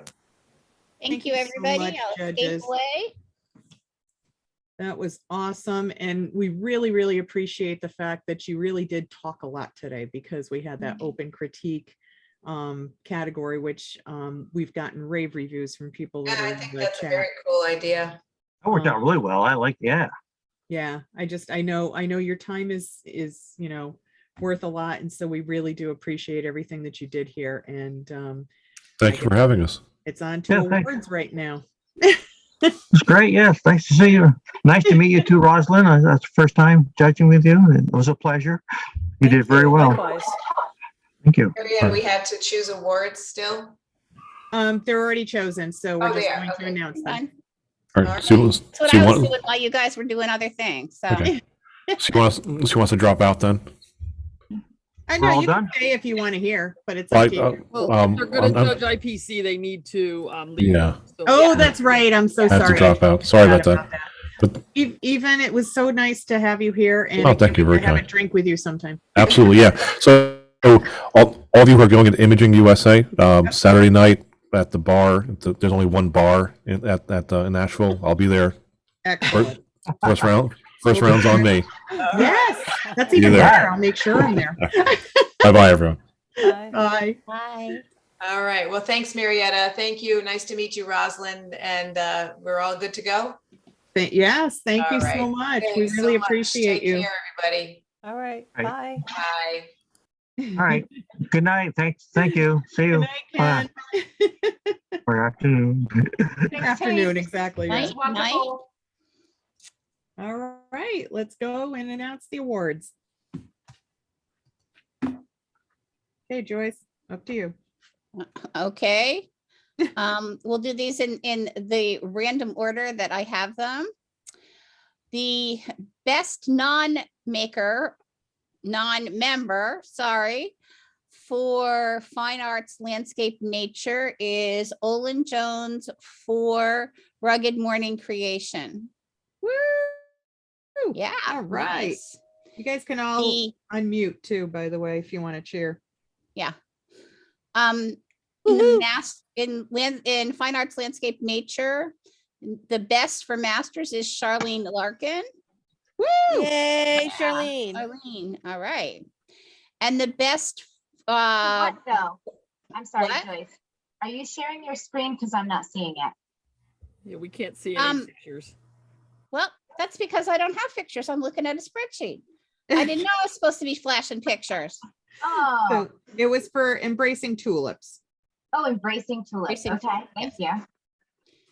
Okay. So am I supposed to go back into Lightroom again? I mean, you can. Nah. How about if I just announce them and I'll put up a PowerPoint for you can look it up later. How's that sound? Oh, okay. Um, We can't you post the can't. PowerPoint. No. Oh, no, You we can't gotta do post that. it. No. Yeah, because these are gonna go on to districts or to not districts, but PPA. Not even for members? No, No. Because we have judges that are in our group. right. Okay. Well, whatever. Okay, so that was Okay. masters. What? We did masters. The first and second were the tie, and which one became first and which one became second? Was Sure. first 240? Yes, Okay, and second was the rare blue Himalayan poppy correct. for masters. Correct. Okay. Hang on, let me make sure I get the M in front of this here. We'll just go down the way. Your face would be red too if you lived in Siberia. That got a third in landscape for regular member. The fly fishing got a second for Steve Lavkoff. We did best already. The best was Tom Kuchara before the butterfly, which we Wait, just did we have looked a at. first? I didn't get there yet. I'm going down the list. Bear with me, okay? And the first is also Tom Kuchara, Where is My Birdseed? Great. All right. So. Now, fine art illustrative commercial. And I was told by someone who will remain anonymous, what are you doing taking things away? Well, you go ahead and read, Lisa. You got it.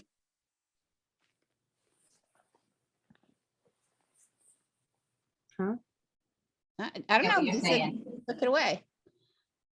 No, I mean, I can do this. All right, so We can all do it. It's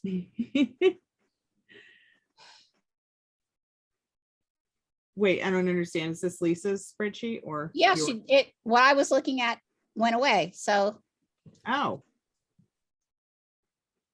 Okay. You weren't sharing your screen though. well, I'm happy to do that. It's just Okay, so Lisa, what are we doing? I don't know. I don't know. Well, they were just in random order and nobody could see it, so I just shared. So, I mean, and you can Look. continue reading, it just, I wanted everybody to see it and then they're in order. Okay. Okay. Okay, so for the fine art illustrative commercial, we have just member entries here. So, Yeah. The best for masters was Lisa Cucharo, The Road Ends Under the Spanish Moss. woo! The best for it was Tom Cuchara, Follow the Leader. Yes. The Wow. first- it's nice. was for Charles Unitas. Unitas, and Unitas. he's a rookie. That is his first time entering. Yay, Doc. Yay, good job.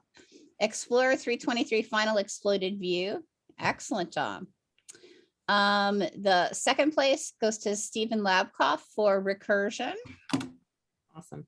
Okay. Under artistry, the highest score for non-member goes to Judy Reinford, and none of the other ones ranked high enough. Lisa Kuchara got best master. He comes bearing gifts of spring. Woo! Very nice. Highest non-member, best non-member is Fake Flowers, Real Heart for David Beckham, Nice. Portrait General. Wait, In wait, wait. port- Go Whoa, back whoa. up. You scrolled too That was fast. David Lisa. Beckham? Yeah, David Beckham entered. I thought that was his entry. That's awesome. Okay, Oh, okay. all I right. didn't have anybody else for No, member. Okay. no. Yeah, it was a very strange setting. Okay. Portrait 18 and under. Best master is Charlene Larkin for My Sweet Little Duckling. Yay. And first is also by Charlene, Best Catch of the Day. Yeah. Woo! And best member, it goes to Randall Mina for Annabelle. Woo! Oh, lovely. And first also goes to Randall for Young Again.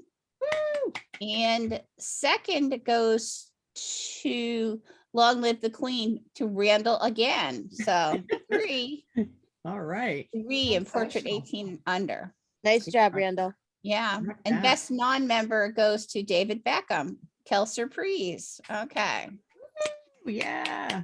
Okay. In the next category, reportage. Marietta gets best. Yay, Marietta. Yay, Marietta. Yay, Marietta. Okay. And in wedding, Kay Bagwell gets best for Booyah. All right. Woo! Okay. Yeah. Now you need to scroll. Yeah, Kay. All the rest of them are just the critique. Yep. So those didn't get any awards. That was awesome. Oh my God. Congratulations, everyone.